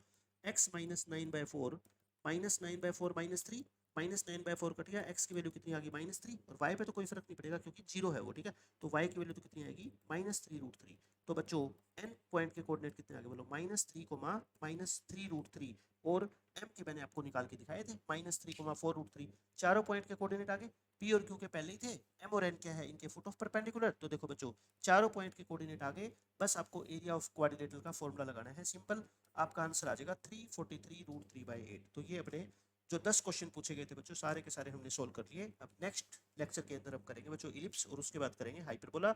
इलिप्स के सारे फॉर्मूले चाहे आप पी बाई क्यूज मत भी करोगे ना तब भी आपका इलिप्स में काम चल जाएगा। आप सिर्फ इलिप्स के बेसिक फॉर्मूले पढ़ लो, जो इलिप्स की दोनों अपनी फॉर्म होती है, हॉरिजॉन्टल फॉर्म, वर्टिकल फॉर्म, उसमें length of major axis, length of minor axis, length of latus rectum और अपनी जो फोकल डिस्टेंस प्रॉपर्टी होती है, सारी की सारी बच्चों पढ़ लो। आपके 6 क्वेश्चन इलिप्स के ऊपर पूछे गए थे, मैं कहता हूँ 6 के 6 आप खुद से सोल्व कर पाओगे, इतना इजी लेवल का पेपर था इलिप्स का। हाइपरबोला के भी आसान क्वेश्चन थे, इलिप्स के भी आसान क्वेश्चन थे। पैराबोला के अंदर एक दो क्वेश्चन के अंदर बच्चे जरूर कंफ्यूज हुए, पैराबोला में और स्ट्रेट लाइन में। बाकी जो भी कोऑर्डिनेट ज्योमेट्री के बच्चों 32 क्वेश्चन पूछे गए ना, 27 से 28 क्वेश्चन बिल्कुल डुएबल थे हर बच्चे के लिए, है ना। तो आप इलिप्स के और हाइपरबोला के बेसिक फॉर्मूले याद रख के रखो, ताकि आपको जो मैं समझाऊंगा नेक्स्ट लेक्चर के अंदर कोई भी बात आपको नई ना लगे।